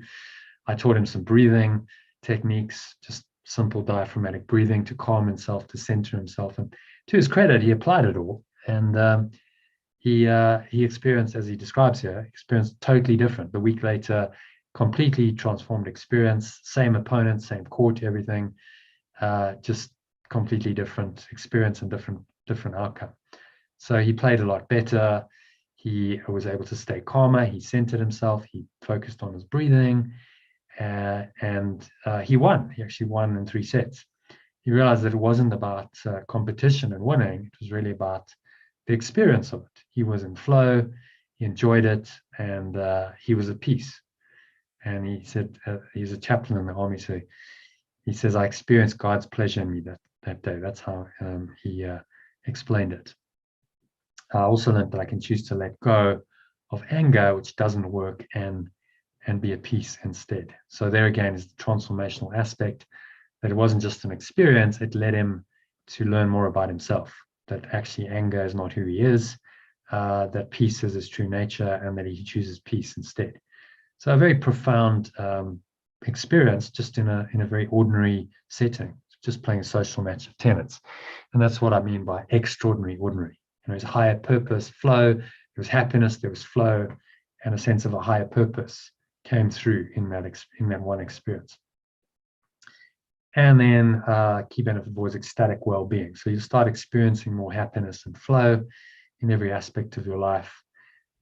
Living this extraordinary, ordinary life gives you those miraculous experiences and results regularly. And those miraculous experiences and results lead to the sense of ecstatic well-being. So again, a little case study. It's a lady called Hazel, who's in her mid-70s at the time, did the course a couple of years ago. So we do these group sessions, and she's mentioning one of them here, exercise 9, which is an exercise that's included in the Art of Living Go course manual, which I'll talk about just now, called Inspired Decision Making. And so I pair people into groups. The beauty of this technology is you can do that. So people would split off into these little breakout groups of 2 people, and they're able to do this couple work.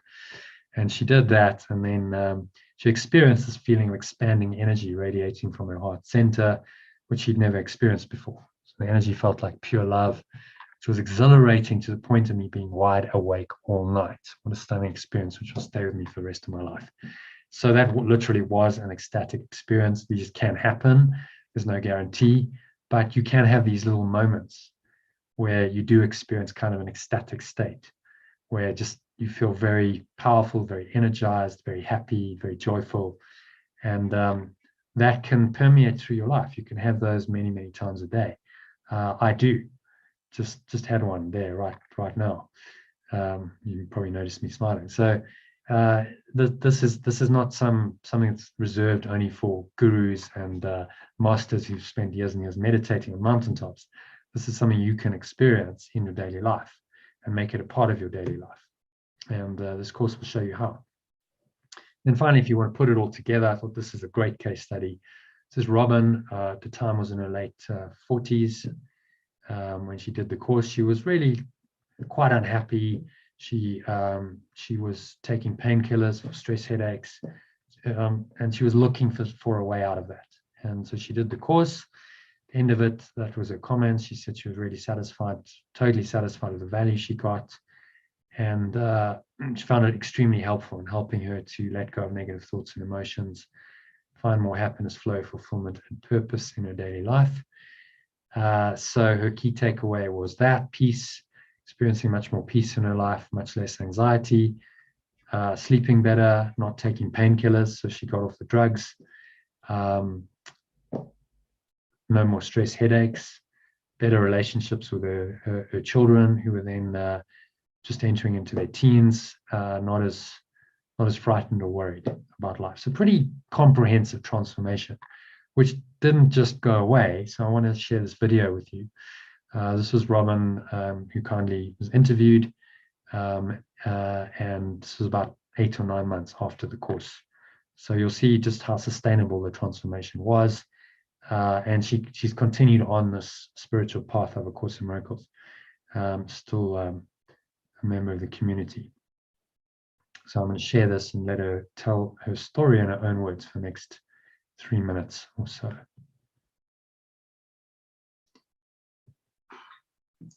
Hi, my name's Robin. I did the course last year with Jonathan. I'd never heard of the course before. It was something entirely different to me, although I've been practicing meditation. I've been she's talking about A Course in breath Miracles works for some time, trying genuinely to find peace. I'm a mum, I work, I've got a normal busy life. I've been plagued with headaches, I've been plagued with sore necks and the normal problems that people have. I found that through the course and joining the online community, I found a group of like-minded people all exploring the course. The course is fundamentally different. At first, I thought it was all about religion, which it wasn't, although it is about God. And I do believe in God. And it made a great deal of sense in my life that the only thing is really that we concentrate on is God. It's about finding love. It's about being kinder to people. I still listen to the teachings every day. I've found that by listening to the teachings and following the book and reading, I have become more compassionate. I've become a nicer person. I feel less guilty. I feel that the world is a different place. I don't feel that the world is always a good place. It's not. But I believe that it impacts me less. I used to be traumatized by the world. I used to lie awake and worry about things that are happening and my children and my life, and worry about my past and worry about the future. I've found that I've achieved a sense of peace. And if nothing else, I'm really grateful to Jono and the people I met on the course, because that sense of peace has helped me to heal many parts of my life. I no longer have headaches. I used to suffer with headaches. I used to have terrible neck pain that I was on painkillers on all the time. And honestly, those things have gone away. I don't take painkillers for my neck, and I don't have headaches anymore. My relationships with my children are much better, and my relationship with myself is a lot better. So in all, it's taken a lot of the jagged edges off of life, and it's just made life more bearable. And if you think about it, we're probably going to be here for a long time. So if it continues to get more and more bearable, and as I say, each day I learn a new lesson, and it does make life a little bit different and a little bit better, and I see things a little bit more clearly. And that to me has been the biggest gift of the course. Okay, so you heard it from Robin, and that was many 9 months after experience. So it was a sustainable benefit, because there's no point in just short-lived benefits. This is about, if it's really going to be transformational, it's got to have a sustainable effect. So just to summarize, these are the key benefits of the Art of Letting Go course. Number one, you'll be authentically happy. You'll know how to let go of any negative thoughts or emotions, no matter how challenging the situation provoking them appears to be, and choose to be happy instead. I'm not saying you won't get tested, not saying negative thoughts and emotions won't come up, but if you know how to let them go, then sooner or later, you probably will choose to let them go, because part of your mind will say, well, why am I choosing to be unhappy? I know how to do this. I've learned these techniques, so why don't I apply them? So once you know that, the ego's days are numbered, because you can choose to be. So it starts off with your being authentically happy. It's not related to anything that you're doing. That's the foundation. Then doing, you're able to do your daily activities in a state of flow. So you take your happiness into your life. You know how to remain poised and calm and peaceful, enjoy the moment, while taking positive and harmonious action to respond to any situation effectively. So it's your happiness in action, expressed. And that can be very fulfilling if you're able to do that. And you can actually perform at a much higher level than most people, because they're not tapping in to that, to the same source of energy. If you're doing it through the ego, you will never find happiness and flow in your daily life. And then you'll experience more fulfillment, higher purpose, and well-being. So it's be, do, and then have, or experience these things. It's not, the ego says, no, you need to have certain things in order to do certain things in order to be happy. So your happiness is always in the future. This rests on the foundation of being happy. From that state of being, then you do, then you experience. So you experience more happiness and flow in every aspect of your life. So it's comprehensive, as you saw from Robin's experience, and living a meaningful, extraordinary, ordinary life. It gives you and others miraculous experiences and results regularly. So your meaning and your purpose come in the daily, in your daily experiences of happiness and flow. You don't need anything else. You don't need something in the future to give you that. So some fairly comprehensive benefits, and this really is the formula for true success. So happiness and peace, even under pressure. So as John said, I was able to handle very difficult situations in a calm and peaceful manner. Fulfilling flow and a sense of higher purpose. There was Vim, realized that it really wasn't about the winning. It was about the experience of it, the pleasure of it, and then learning this powerful lesson that he could choose to let go of anger and choose to be at peace instead. All of that leads to a sense of well-being, and that is what I call thriving or true success. If you're truly happy and in flow, and you have a sense of higher purpose, and you have these the sense of well-being, well, what else do you want? And that's success. It's not anything external. It's in your total experience of life. And in that true success, you are thriving, and you're able to thrive even in adversity, because the state of mind actually will serve you very well in adversity, and you're able to cope with that adversity. Someone sent me something last week who did the masterclass.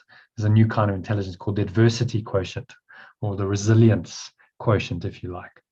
And so these ideas of learning to let go and be happy and in flow and stay calm and poised are really about building your resilience as well to whatever's happening.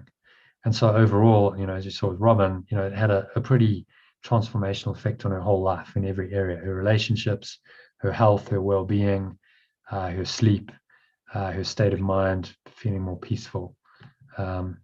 So how do we accomplish all of this? So I'm gonna move quite quickly through this stuff. And forgive me, I'm going to show you some numbers now and some value, but I want you to understand what value is in this course. So don't phase out. It's just to show you that there was a lot of really tangible value in this that you're going to be getting, and I'm going to itemize it all for you, so you see exactly what's incorporated. So through these 7 key spiritual practices I talked about that are really the heart of this Art of Letting Go course, I'm going to break them down practice by practice and then what's incorporated into each one of them. So first of all, meditation. So the multidimensional meditation, guided letting go Theta meditation that I've incorporated those multidimensional aspects. It's visual, auditory, and kinesthetic. And there's various versions of it. You can do as little as half an hour, you can do an hour, you can do 40 minutes. So there's 3 versions. Called the guided letting go Theta meditation, incorporates binaural beats. So it takes your brainwaves down into a Theta state using the binaural beat technology, which I'll go into in the Q&A session afterwards if you want me to. So I charge commercially for that. I charge £8. This is what Martin, who's a CEO, did the first course, had to say about it. He said this morning guided letting go Theta meditation is what he meant. So I ask you to do it in the morning. It's also been wonderful, really has brought a lot of value to my life. Love the second part of it where you center yourself and smile. Very powerful stuff, this. I also include a power sleep track, which is again using the binaural beat technology to help you sleep at night. It takes your brainwaves down into a lower, slower alpha state, which is the state you need to be in to fall asleep. So many people have used it and said, wow, this really does work to help them to get to sleep and to sleep more deeply. There's 2 live guided meditations from Monday to Friday and 1 on Sunday. So we have Saturday as a rest, but otherwise 6 days a week live sessions. And that's about 5 hours a week, roughly. Could be a little bit more, a little bit less. Each meditation is 20 minutes to half an hour. So I just value that. If you do meditations online, you'll typically pay about £10 an hour. So I just valued it at £10 an hour for the 30 hours, 5 hours times 6 of the course. So just in terms of the benefits of meditation, if you're not familiar with them, I thought it might be useful looking at some of the research. So one recent study where a group of people meditated with a compassionate intent for just half an hour per day over a period of 8 weeks, found that they became less stressed, less reactive to other people's negativity and suffering, and more compassionate. That's just from half an hour a day over a period of 8 weeks. So this course I'm proposing you do is 6 weeks, and you'll be doing a little bit more. If you do both sessions, you might end up doing, and the morning meditation, you might end up doing an hour to an hour and a half of meditation a day. So you could expect some of the benefits. There are many other studies that confirm that regular meditation has amazing benefits. It lowers stress levels, boosts immunity, improves your mental and physical health and well-being. So on the follow-up email I'll send you, there's actually you can do a Google search. I've got a link there which will just take you straight into the search, which will give you the comprehensive benefits of meditation and some of the studies that have been done. These are some of the benefits that you'll see. That lowers your stress levels, gives you more peace of mind and poise under pressure. It'll improve your mental clarity and concentration. It'll raise your energy levels, help you sleep more deeply, increase your productivity and effectiveness, boost your immune system and general health, which in these pandemic times is pretty important, and it's an alternative to just taking vaccines, enhancing your sense of well-being, slowing down your aging process, helping you live longer and feel younger, developing your intuition and creativity, improving your ability to let go and forgive others, experiencing more loving and harmonious relationships, make you feel happier and more fulfilled, and really just continuously guide you to find your flow in life. So you continuously check in with yourself when you meditate, and that can be a source of guidance. You can get ideas and inspirations that come through that can be very, very helpful. It's called intuition.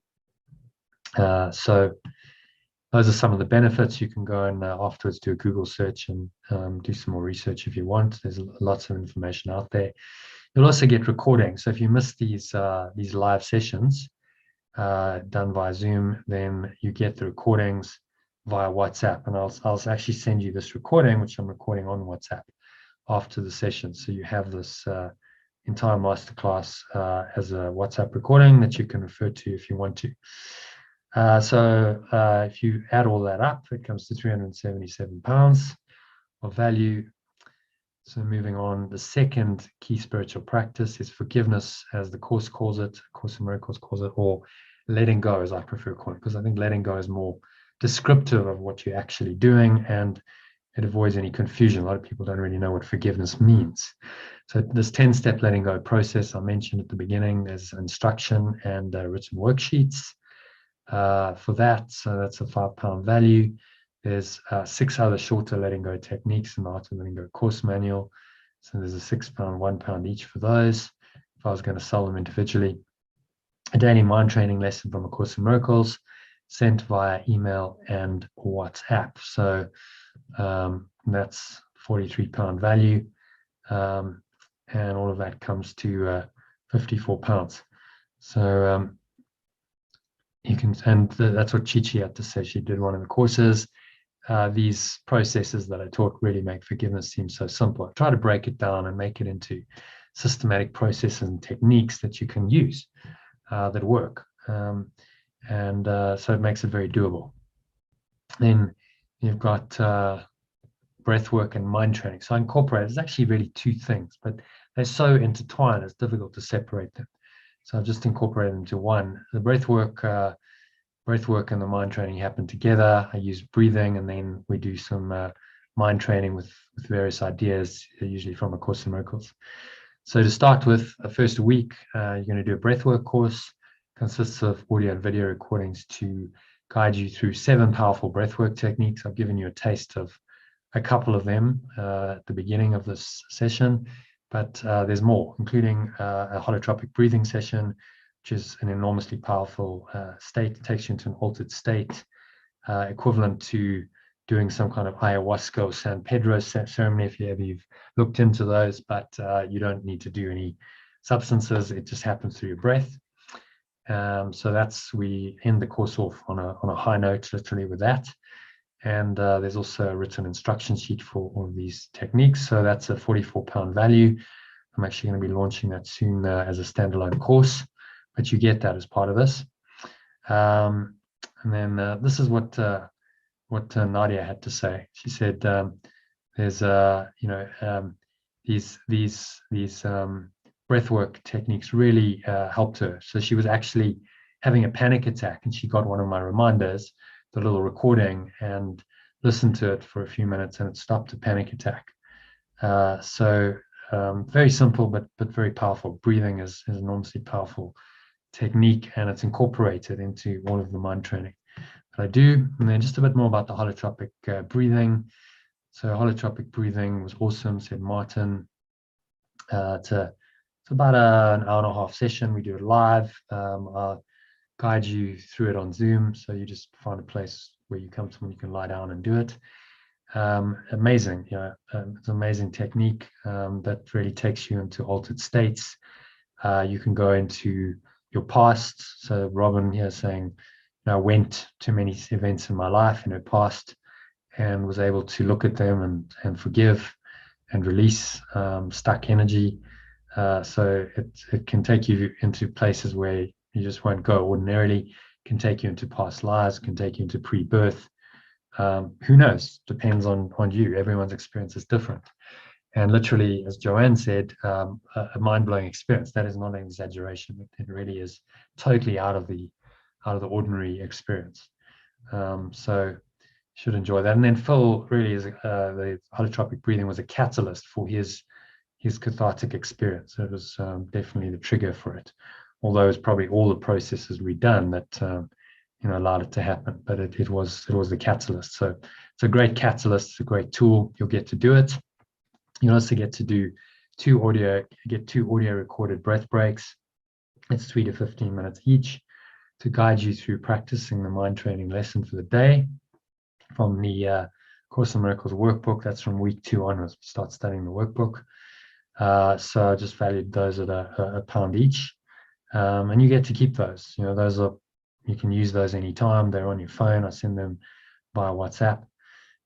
So you can listen to them anytime. So what Marie had to say, I just did the breath break. So the recording I sent, she's meaning, and wow, I feel totally relaxed and connected. So very, very simple little technique, but very, very powerful. And I just send you recordings to help you do them. Just diving into a bit of research again. Respiratory muscle training is a very powerful tool, and effectively that's what you're going to be doing when you're practicing these breath breaks and you're doing the breathing in the live sessions. So lots of health benefits. If you're an athlete, it's going to improve athletic performance, but it's going to improve your general health and well-being. Given what's happening with COVID, it's a respiratory disease. It makes sense to really boost your respiratory capacity, and that's exactly what this is doing.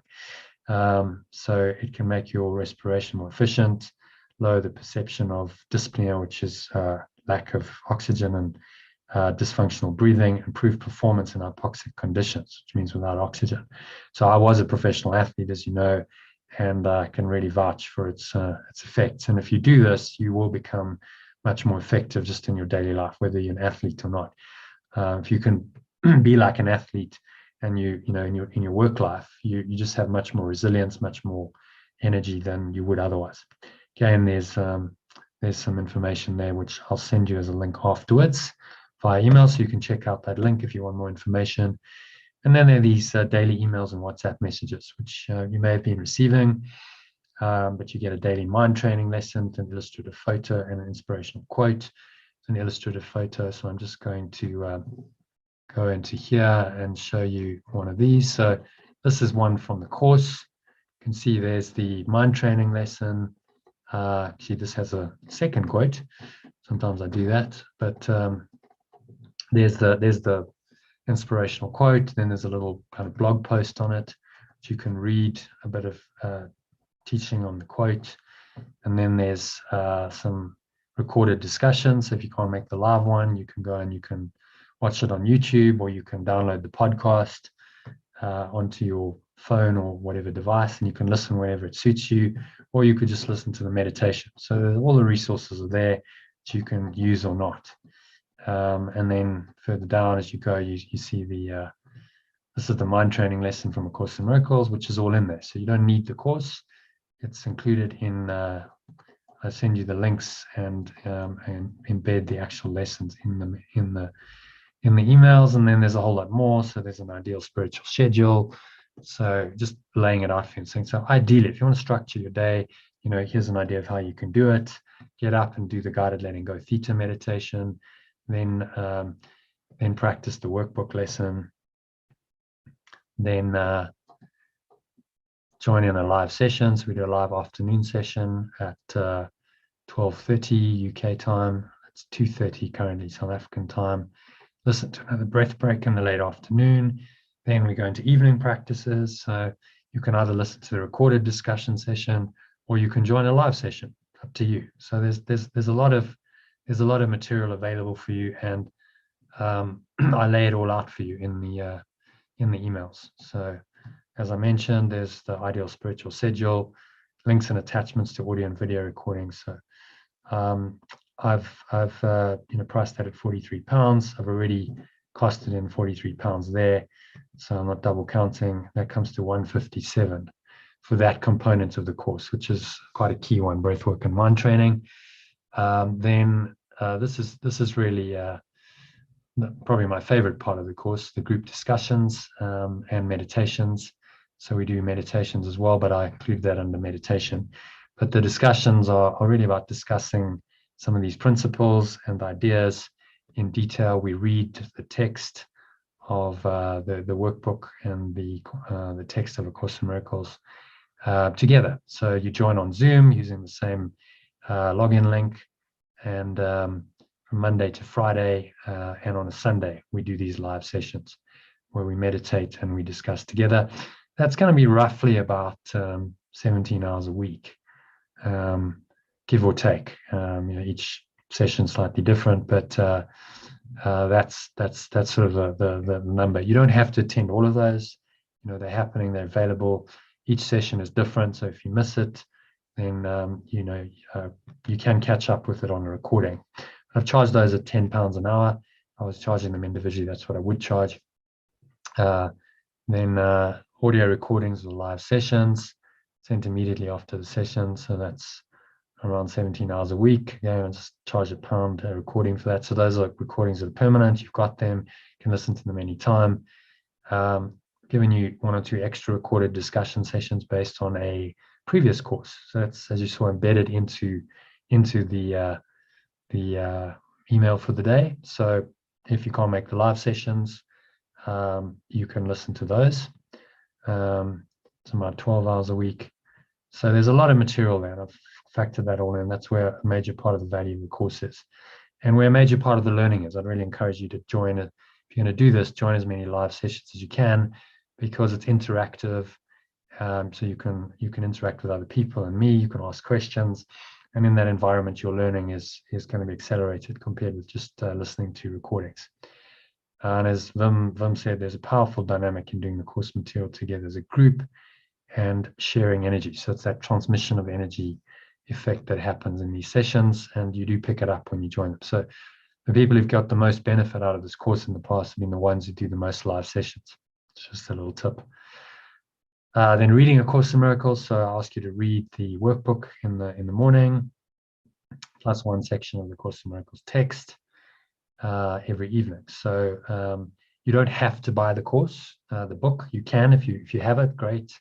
If you already have it, fantastic. But if you don't, then you can just use the links that I send you. It's included in the emails. So it'll save you £15. And this is what Reshma had to say. I find the text just so amazing to read. It really speaks to me on a deep level. It's answering my questions about life, the universe, and everything. It's simply awesome. I would agree with that, Reshma. So yeah, and then included in all of this, in your daily emails, in your WhatsApp messages, you get the text for the daily lesson, you get links to the audio and the video recordings to help you to really dive into these and get more out of them. So that's all included, and I've already factored those in. But so it's all, interwoven. These elements work together in harmony together to really improve your learning, and they complement each other. So that's £15 value. Moving swiftly on to the next one, which is number 6, fasting and abstinence. So as John Piper said, the greatest enemy of hunger for God is not poison, but apple pie. It's not the banquet of the wicked that dulls our appetite for heaven, but endless nibbling at the table of the world, as he calls it. It's not the X-rated video, but the primetime drivel of triviality that we drink in every night. That's the problem. So this is really about saying, ideally, don't reduce your food intake during the course. So 12 to 16 hours every day. Don't eat. That's totally optional. You don't have to do this, but it will enhance your experience. It's another transformational experience. I pretty much fast 12 to 16 hours a day just regularly most days. So it's just a way of life for me. There's great health benefits to fasting. I won't go into those, but the spiritual benefits are enormous, and it'll probably save you some money as well, and you might lose some weight. So that's a little side benefit. Also, not drinking, smoking, taking recreational drugs. I'd recommend you avoid those. not watching TV and avoiding news. So those are also areas, if you do any of those, you could save quite a bit of money there. And then finally, the end of day reflection. So asking yourself 4 powerful questions at the end of every day by listening to the Power Sleep track. There's a £5 benefit in value to the guided end of day reflection. So that'll just guide you through the process to do this reflection. And it's really about helping you to sleep better. Just put the day to bed, learn what you can from the day, and then have a really good night's sleep, as Patricia said she had. So let me just summarize all of this for you. So there's a program of 7 key spiritual practices, which is 2146 all in all. Then you get some tools. So I mentioned the Art of Letting Go course manual or information exercise pack for in the long version of it. So that's you get these various tools. You get the 10-step letting go process, an instruction and written worksheet. You get 6 shorter letting go processes for quick release. You get 2 documents to help you understand the theory of letting go. You get some worksheets to help you work through some of these processes that I'm going to guide you through, which are really the core of the course. So the naming your game process, the flipping your flop exercise, the blueprint for your higher self, and the higher purpose exercise. They're absolutely the foundation of the course. And I guide you through those, and then I give you these tools to help you do that. This is what Martin had to say about it. The blueprint builder he found really good, the naming your game, and becoming aware of his shortcomings. And he applied it. He managed to find peace in a very difficult situation at work. And there's various other things. So some other transformational mind training exercises, 12 pathways to higher consciousness, a map of consciousness to help you navigate the levels of your mind, daily schedule planner. Well, I do that for you actually, but you can use that too as a tool. And there's some inspirational quotes and poetry. So all of that comes to £30, but I've already counted 11 pounds of it. So I'm not going to double count that. So that's a £19 value for the course manual. If you add that to the 2146, and there's the Letting Go Meditation Power Pack, which I mentioned, that's already been incorporated as part of number 1, but worth just looking at some people's experiences of that. That's what Virginia had to say, that this was amazing, gave her a sense of forgiveness and freedom that other CDs at that time, this is from 10 years ago, when they were still on a CD. I said, I can't really thank you enough for making this available to us. It's worth every penny. And then the Power Sleep track, as I mentioned, can really help you to sleep better. And it actually gave Robin a kind of mystical experience where she heard her own heartbeat. So pretty powerful stuff. So that's £10 value, but I'm not going to count that again because it's included in the 2165. So if you add all that up, just to summarize, and I've color coded it for you, that the meditation component is 377, forgiveness and letting go 54, breathwork and mind training and 157, major component in the group discussions, reading and a course in reading A Course in Miracles, fasting and abstinence. If you do it, that could save you some money on the food bills, and end of day reflection, and then finally the course manual. So all of that stacks up to 2165. Then you also get 3 months access to the private Facebook group. As you see in Bali there, at the end of the first course I ran, was like, oh, I'm getting withdrawal symptoms already after 2 days. So I just priced that at £1 a day. So you get access to that. If you add all that up, comes to 2256. Then you're going to get some free bonuses. So in the Facebook group, there's about, don't quote me on this, but it's over 300 hours. It might, I don't know exactly how much. It's difficult to count, but there's a lot of material from the last 3 years. So if you want to dive into that, you're most welcome to, and you get 3 months to do that, to go in and view some of that. And it's all good stuff. It's all related to A Course in Miracles, interactive discussions and meditations that you can listen to. And as Robin says, she actually would download these and then just listen to them while she was commuting to work. So that's a way, again, of saving time. If you've got any, well, you probably don't commute, so that's not going to work for you. You work from home, don't you? So access to 300 plus hours, just took £1 an hour. And then there's actually quite a lot of audio recordings of high quality meditations that are posted in the group as well. background music and nature sounds. And so that's there as well. You can go and download those, just free bonuses. You get a lot of this coming at you during the actual course and via WhatsApp and email. So you probably won't want to, but they're available if you want, and you've got 3 months to access them. So before the course and after the course, you'll have access to this Facebook group. So I just value those at £2 a session. So all in all, that comes to 2,656. In terms of what I'm proposing that you invest in this, it's a lot less than that. So as a standard kind of discount in this industry, people can just give 90% for top. So that's what I've done. Then there's an early bird discount of £68, which is still valid. It was supposed to expire last week, but I haven't had a chance to change my website. So it's your lucky day. It's still available, and I'll give it to you until Sunday. There's a 3-week free trial discount. So you can do this. You can do this on a 3-week free trial if you want. You don't have to pay anything. Give it a go, see if it works for you, and that's entirely free. So I've just included that as a discount as well. So if you factor all of that in, it comes to £97, which is an early bird special, valid until midnight on Sunday UK time. So you can think about it. You can review the recordings. We've got an introductory session on Sunday, which you're most welcome to join at 12:30 your time, which is an introduction to A Course in Miracles. And then, decide if this is for you or not. And if you're not sure, but you just want to dip your toe in the water, then you can do the free trial for 3 weeks without actually paying. But you do get the discount. Bear in mind, the free trial, you don't get the discount. If you do it now, you get an early bird discount, which is reasonably significant. £68 isn't to be sniffed at. So that's the investment. Just in terms of some of the structure, so dates and times and so on. It's the 23rd of January starting. So that's Sunday the 23rd to Sunday the 6th of March. So it's a 43-day period, 6 weeks and 1 day to be precise, which is about right for this kind of thing, because beyond that it becomes quite difficult to sustain intensity. Then there's a live online meditation and discussion session every day, Monday to Friday. So the timing of that is 12:30 your time, UK time. You can join, and those will go for anywhere from an hour to an hour and a half.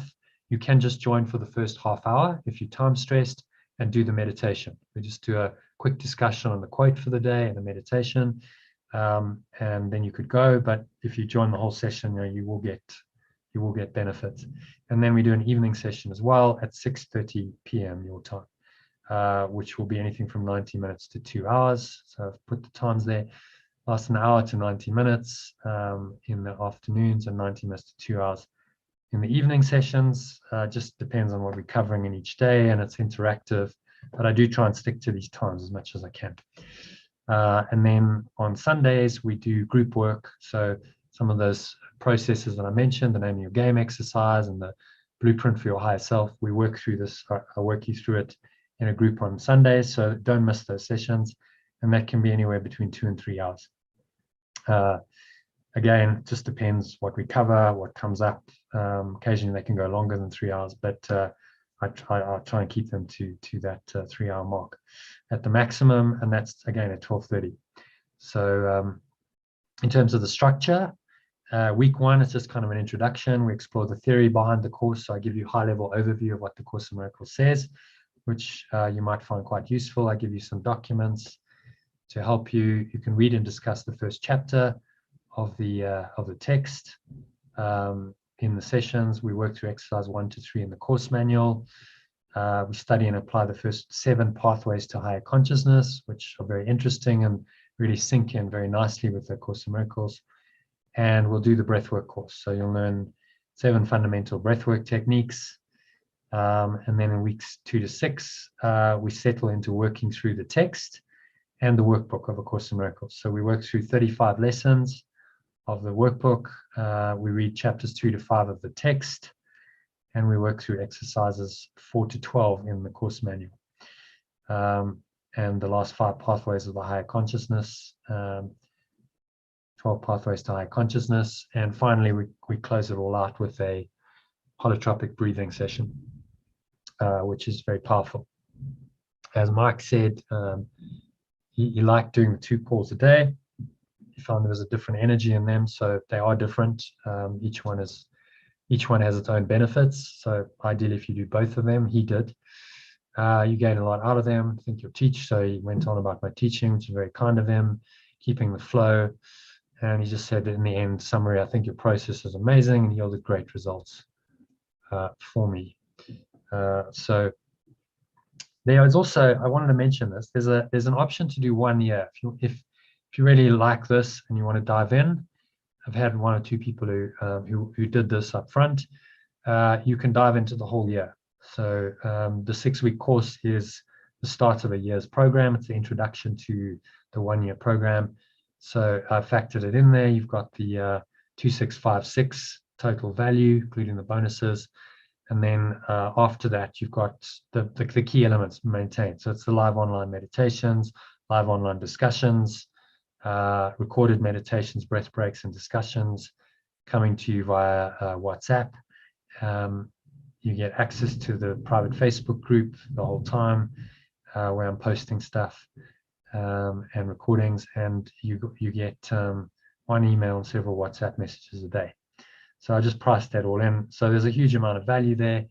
And again, if you'd like to commit to it, I'm going to give you a massive discount on it. It's 95%, just standard. Then an early bird discount, same early bird discount, £68, and an upfront payment discount of $292, comes to $347, which is, I've really made it very, very affordable. That comes to something like £30 a month or something. So if that works for you, great. If it doesn't, what I'd suggest is do the course and then see. If the course works for you and you really like it and you want to make it part of your daily life, as Sue and John have, then that may well work for you. So what might stop you not having the time? I'll just go through some of these things. Well, just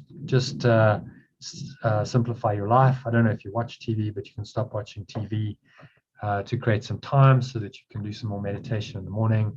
And it's about integrating the other key spiritual practices into your daily routine to make you more effective and productive. So you can, while you're going for a walk, you could be listening to some of the recordings, for instance. You could do it while you're cooking. You could do it while you're driving if you have any drive time in your daily routine. And you can also save some time on meals by doing a 16-hour fast, if that works for you. So I'd say, not ready for this yet. Well, if you're over 30, it's avoiding taking responsibility for your own happiness, flow, fulfillment, purpose, and success. And we all know we're responsible for this. 30 and time flies. 30 years goes by very quickly. I say that because there's a member of my family who's been trying to write a book for 30 years and she still hasn't done it. And it doesn't seem like very long ago that she was in her 20s saying she was going to do it. And I'll give you all the tools and the support that you need to do it. So there's a lot of facilitation and guidance, as you've probably seen. I'll quote from the course here in this context, because he's saying, this is a Course in Miracles. It is a required course. Only the time you take it is voluntary. Free will does not mean that you can establish the curriculum. It means only that you can elect what you want to take at a given time. So it's about, at some point we've all got to take this course. Is this the right time for you? Well, if not now, then when? That's what I'll say. And it's universal in statement. So although it's Christian in statement, you've got universal spiritual themes. It's one universal curriculum that this is about. And all these paths lead to God in the end. Can't afford this. So I'd say, if you don't want to invest in yourself, then what you're really saying is you're not worth it. And that's one of the big issues that we confront in the course. So part of this whole process is just getting you on board, saying, yes, I value myself enough to do it. And that action is the most powerful form of affirmation. If you do this, you say, I'm willing to pay for this. And I've seen this over and over. People who pay for it get more out of it because they're valuing it. If you do a free trial, often people just don't value it. They don't show up to the sessions and they don't get the benefit as a result. So when you pay for it, you're telling yourself that you're worthy of all of it. And that's actually part of the transformation process, just starting right here and now. And it also ensures that you value and you pay attention to what you're learning. But as I said, you can do a 3-week free trial if you like, so you don't have to commit to anything. do the 3 weeks. It's actually 3 weeks in one day because it lasts till the third Sunday, incorporating that Sunday. Or if you commit to it and you pay, there's a money back guarantee for that period as well. So whichever way works for you. You decide you'd rather not continue. As I said, I'll give you a full refund. It's only happened once. A lady called Reshma, who really wanted to do it at her own pace. She actually didn't want a facilitated process. So I'd say if you don't want facilitation and guidance, then this isn't the program for you, but most people seem to want it and need it. So as I said, you can do the first 3 weeks free and get the Letting Go Meditation Power Pack, which I've mentioned. That's a £10 value, Art of Letting Go course manual, which is a £30 value, and 3 months access to the Art of Letting Go Facebook group. That's over £100 value. I'm just doing my maths there again. But yeah, it's over £100 value free. And no hard feelings. If you don't choose to continue, you get to keep all of that. So just to close out, I'd say, can you afford not to do this? I mean, I've talked about numbers, I've talked about value, prices, but really your happiness, your flow, higher purpose, well-being, and the ability to thrive in difficult circumstances are priceless. You can't really put a price to these. I've done it because I'm asking you for money, and so I need to show you the value. But these things are priceless. They're timeless. They transcend any commercial value at all. I hope that will appeal to you, and you'll choose to do this. This is I thought I'd include this quote actually because Yuval Noah Harari, who's quite a well-known author, said this in one of the talks, YouTube videos I listened to. He said, and education is much more now about mental balance and emotional intelligence and learning skills, exactly what I've talked about, letting go, finding peace, being able to stay calm and poised in adversity. Much more so now than ever before. And in the past, education was really quite fixed, more like a building. You're saying it's more like a tent, and just being very flexible. So that's what this is about. And we're actually using this technology. You can join wherever you happen to be on Zoom. So I'm going to close out with this quote. I mentioned it and I promised to share it, from Marianne Williamson, who's a Course in Miracles teacher. And this is the quote that was shared by Nelson Mandela when he came out of prison and he gave his first speech, included in the speech. So she said, our deepest fear is not that we're inadequate. Our deepest fear is that we're powerful beyond measure. It is our light, not our darkness, that most frightens us. We ask ourselves, who am I to be brilliant, gorgeous, talented, and fabulous? Actually, who are you not to be? You're a child of God. Your playing small doesn't serve the world. There's nothing enlightened about shrinking so that other people won't feel insecure around you. We're all meant to shine as children do. We were born to make manifest the glory of God that is within us. It's not just in some of us, it's in everyone. And as we let our own light shine, we unconsciously give other people permission to do the same. As we are liberated from our own fear, our presence automatically liberates others. So I've memorized that quote and I say it to myself every day. It's an amazing, inspirational quote. It just gets me up every day on the right note. So that summarizes quite well what this is all about. So just in terms of some of your options, you've got, just summarize them there. £97 on the mastery course, that's what I'd recommend, because it gives you full access and join all the live sessions. If you wanted to save some money and do a cut down version of the course, you can join just the Sunday sessions for £67. May or may not be worthwhile, but for another £30, why not go the whole hog? There's a mastery course, which is you can do it as a couple as well. So if your partner wants to do it for whatever reason, Sue and John took this up. For £175 you can do it, 2 of you, and then there's the mastery program for the whole year. So that's £347 for 1 year if you pay up front, and a 1 year mastery program for couples, 624. So that just gives you a little summary of what I talked about. Those are all available until Sunday. And so this is really, I'm asking you to take a deep dive. If you're familiar with the Matrix, this is me knocking on your door saying, knock, knock. And I hope you'll wake up and follow me down the rabbit hole of your own mind to find yourself, because that's what this is about, taking the hero's journey. As Lao Tzu said, a journey of 1,000 miles begins with a single step. So if you'd like to register, you can go to that website, joinbalg.club. That'll take you to a site where I will upload this recording very shortly. So it'll be on there. You can have a look at it again. There's quite a lot of written information. There's some of the links that I promised to share is incorporated in there. So there's a lot of information. It's pretty comprehensive. So go and visit that. And if you have any questions, I'll probably be answered there. But if you have any questions now, feel free to reach out. You can also, so that's online payment. So you can pay via credit card or debit card from there. Or if you go and give us feedback on the masterclass, you can register for the course. That's just a Google form I set up. And at the end of it, you'll get my UK bank account details.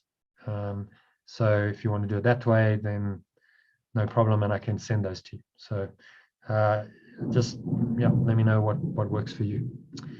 And that brings me to the end. So thank you, Iona. Spent half an hour more than I promised to, but thank you for persevering with me. There's quite a lot to get through, and I kind of get into a flow, as you probably noticed, and just go. Yeah, you're big on the flow. It just comes. It just happens through me. So I'm going to stop talking now, and the floor is yours. Have you got any questions? Where did Rupert go?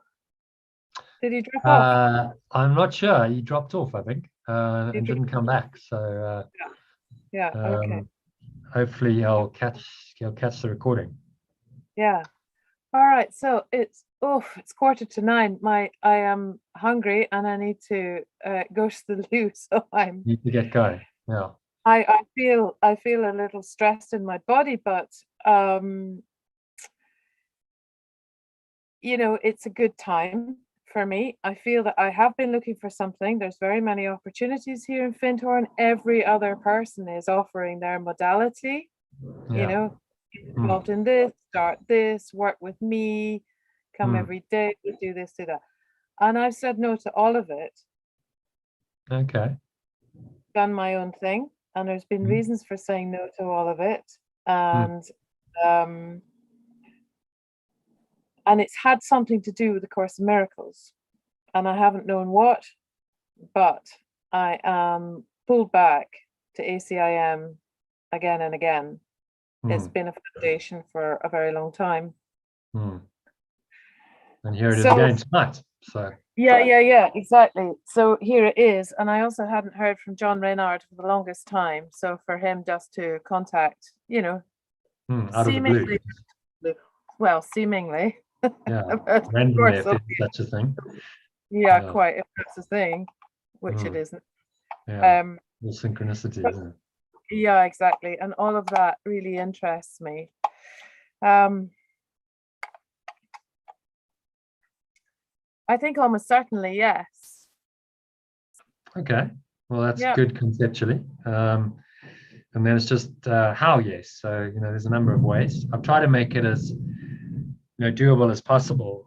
So there's actually some other options I didn't even mention, just to save time. But there's an accountability deposit. You can pay £397, and if you meet certain requirements, you get the course free, just to really make you do it.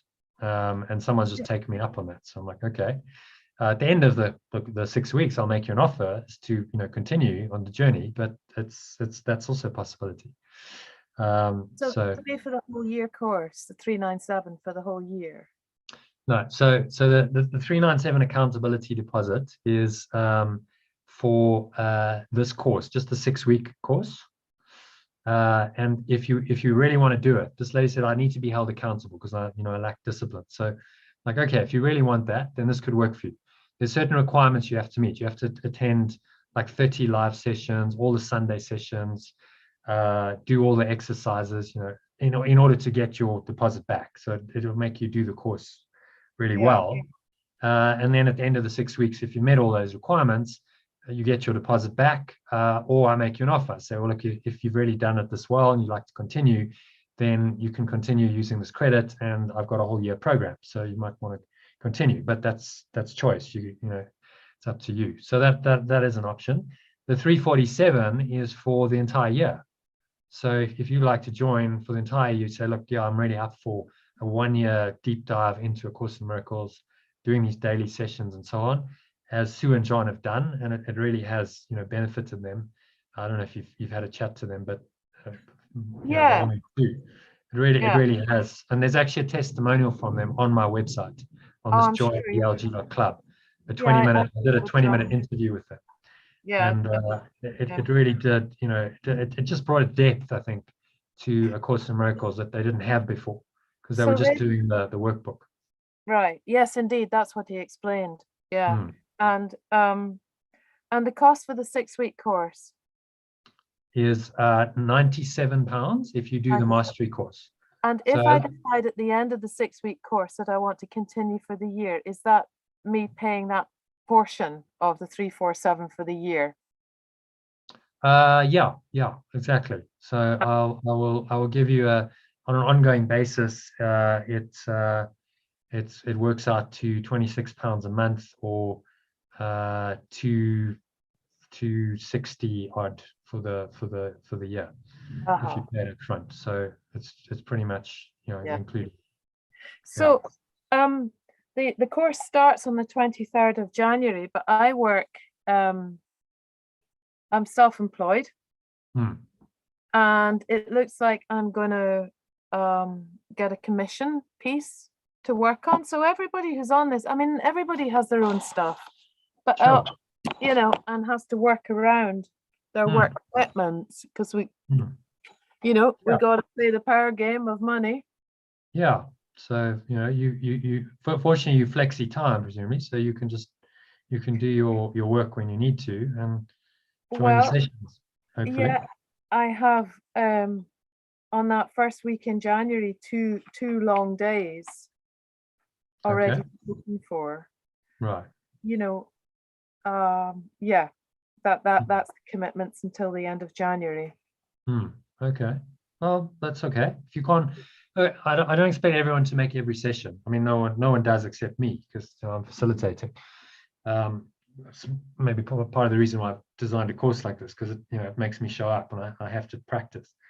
Yeah. But no one does all of the sessions. So you can join whatever sessions you can. If you're busy on a couple of days and you miss the sessions, well, that's okay. Obviously, you've missed the sessions and they've happened, and you've got the recordings, but you're not part of the live session. So to get the most value out of the course, I'd recommend you do as many live sessions as you can, because that's where the value comes. But if you miss it because life happens and you get busy, you get the recording immediately. I mean, I'm going to send you the recording straight after this via WhatsApp. You get it via WhatsApp. So there it is. You can listen to it anytime you want. You've also got recordings of a previous course that come in the email, which you can listen to. Yeah. So there's many ways to immerse yourself in this content. I have no questions about the amount of content. That's for sure. I can see that you provide a lot of content. There's probably too much in some ways, but then just don't be overwhelmed. You don't have to do it all. Just pick and choose, what you're going to do. And I'd recommend doing the live sessions, definitely, as many of those as you can. And then some of the breath breaks also good, because it helps you to actually practice the lesson. So those short little recordings are great reminders to actually practice the lesson through the day. It's just a tool to help you to do it in a it's a more, so you can read, by all means, you can read the lesson, but I found it really helpful if you guided through it, and then you're not having to read. You just get guided through the lesson rather than having to keep referencing to the instructions and so on.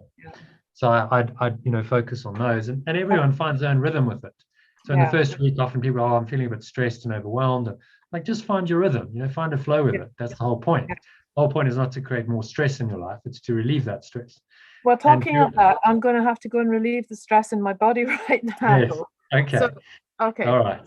Well, So well, is there anything else key that you need to tell me? You're going to email me or contact after this. Yeah. I will and send you a follow-up email yeah, with the website link and a link to register for the course. It's all actually on the webpage, but if you want to do an EFT, then you can divert from the webpage and just go straight to the form, in which I ask you for some feedback on the masterclass, which I'd really appreciate. And then the second part is a registration form to say, yes, I want to do the course. And I'll ask you for a few details. And at the end of it, I'll have to see that, because part of being an artist is that I'm visual. Yeah. Yes. So I remember only a certain percent of what I hear. Yes. So when I look at the email, I'll make sense of it more again, which isn't to say that I have taken in a huge amount this evening. I know that. Yeah. Well, sorry for that. It's a bit of information overload, I know, but I try and make it as comprehensive as possible, so you know what the deal is. Absolutely. No, So it's that you really know what you're getting into, and that there's a lot of value here. Yeah, I really see that. I really see the value, and I know I have made enormous changes in my life thanks to the Course in Miracles. Enormous life changes. So you know the power of it. I mean, it's such a powerful teaching. So imagine if you immerse yourself in it, daily. I mean, it's just, the power is enormous. And I've experienced it myself, and I've seen it with other people who've done the course. It really is, life changing is a cliche. People use it all the time in these terms. Oh, well, I've got this life changing course, this life changing modality. But this really is, if you know that it's true. It's a you true. apply yourself to this, it is life changing. Yeah. In another way, so you've already had some benefits. It's like, okay, so what's the next level for Iona? Where could we be in a year's time? Who knows? Yes, that is, and I have been asking myself that question. What is the next big step for Iona? And I've been asking the universe, what is the next big step? Because I know there is a next big step. So yeah, Don Reynard reaches out to you, and here you are, and that's it. It's all part of the flow. That's it. So thank you very much for joining. I appreciate the time. I hope you'll join the course and join the journey, because it's a lot of fun. I'm looking forward to it, and look out for my email tomorrow. You get an email with links and information I promise to share. Anytime until Sunday, the early bird discount's available. You can join us on Sunday afternoon. I'll put details about that. Same Zoom link. Join us 12:30 Sunday for a discussion session like we had last Sunday. I know already that I can't, because we've just accepted an invitation for lunch on Sunday. Okay. Well, fair enough. So that's going to work. But you've done one of the live sessions. You got to feel for it. Yep. What it's about. So think just about one it. Question about that lesson 131. Did it not say in that lesson, many will come using my name, but I'm paraphrasing, and I tried to read that again. I thought that was part of lesson 131. Can you remember off the top of your head? Many will come on my name, not all are true to the source. You're talking about 131 in the course, workbook lesson. 131 we did on last Sunday, No one can fail. No, I think we did 132, didn't we? Oh, it's funny because my edition of A Course in Miracles has it as 131. I loosed the world. I loosed the world from all I thought it was. Oh, really? Yes. The different editions got it as 131. Yes. Okay. Yes, we always found this in our study groups. Okay. So it's an older version, is it? Yeah. Okay, interesting. Yeah. That was 132 in the most up-to-date version. I loosed the world from all I thought it was. So what was your question about this? There was a line in it that said, many come using my name, i.e. Jesus' name, but not all can be trusted, in terms of where their source is. Is it the true source they've come from? And I woke up thinking about it and went back to the lesson, but I Yeah, he doesn't mention his name. Jesus very seldom does that in the course. No, I was paraphrasing. Saying not everyone's ready to accept the teaching. But does he talk about people who are leading you astray? Yeah. Some will find the Yeah. course. Yeah. You want to read it? Some will find it in this course. Today's idea says the world doesn't exist. Sick or healed. But no, there's nothing in this lesson where he's saying, people might come saying, using my name and they're not actually teaching my teachings. I'm not sure he ever says that in the course. I wonder if it was something that came to me when I was asleep. Maybe, because it's not in the lesson. But many will lead you astray. And no, it's true. You need to pick your teachers carefully, because the teacher is, you're giving him a major role in your life to impart information and energy, and if it's not right, then that can really negatively affect you. And we've seen that, the false gurus, and there's people who've created all kinds of cults and taken people down the wrong way, and it's taken them years to get out of it and to become sort of mentally stable again. Because you can really, if someone if someone trusts you and you abuse that trust, you can really mess them up. Yeah. Psychologically. So that's interesting. I wonder where that thought came from in my mind. All right, I must go. Thank you. Let's go. All right. Yeah. Nature calls. So thank you again, Iona. Watch out for my email tomorrow. By the way, would you like me to add you to the WhatsApp group? Yes, that's fine. Yeah. I'll add you back to that same group, and you get daily WhatsApp messages as well as emails. It's the same content, but you might prefer it on WhatsApp. All right. Thank you. Cheers. Bye. Thanks for joining. Bye. Namaste. Namaste.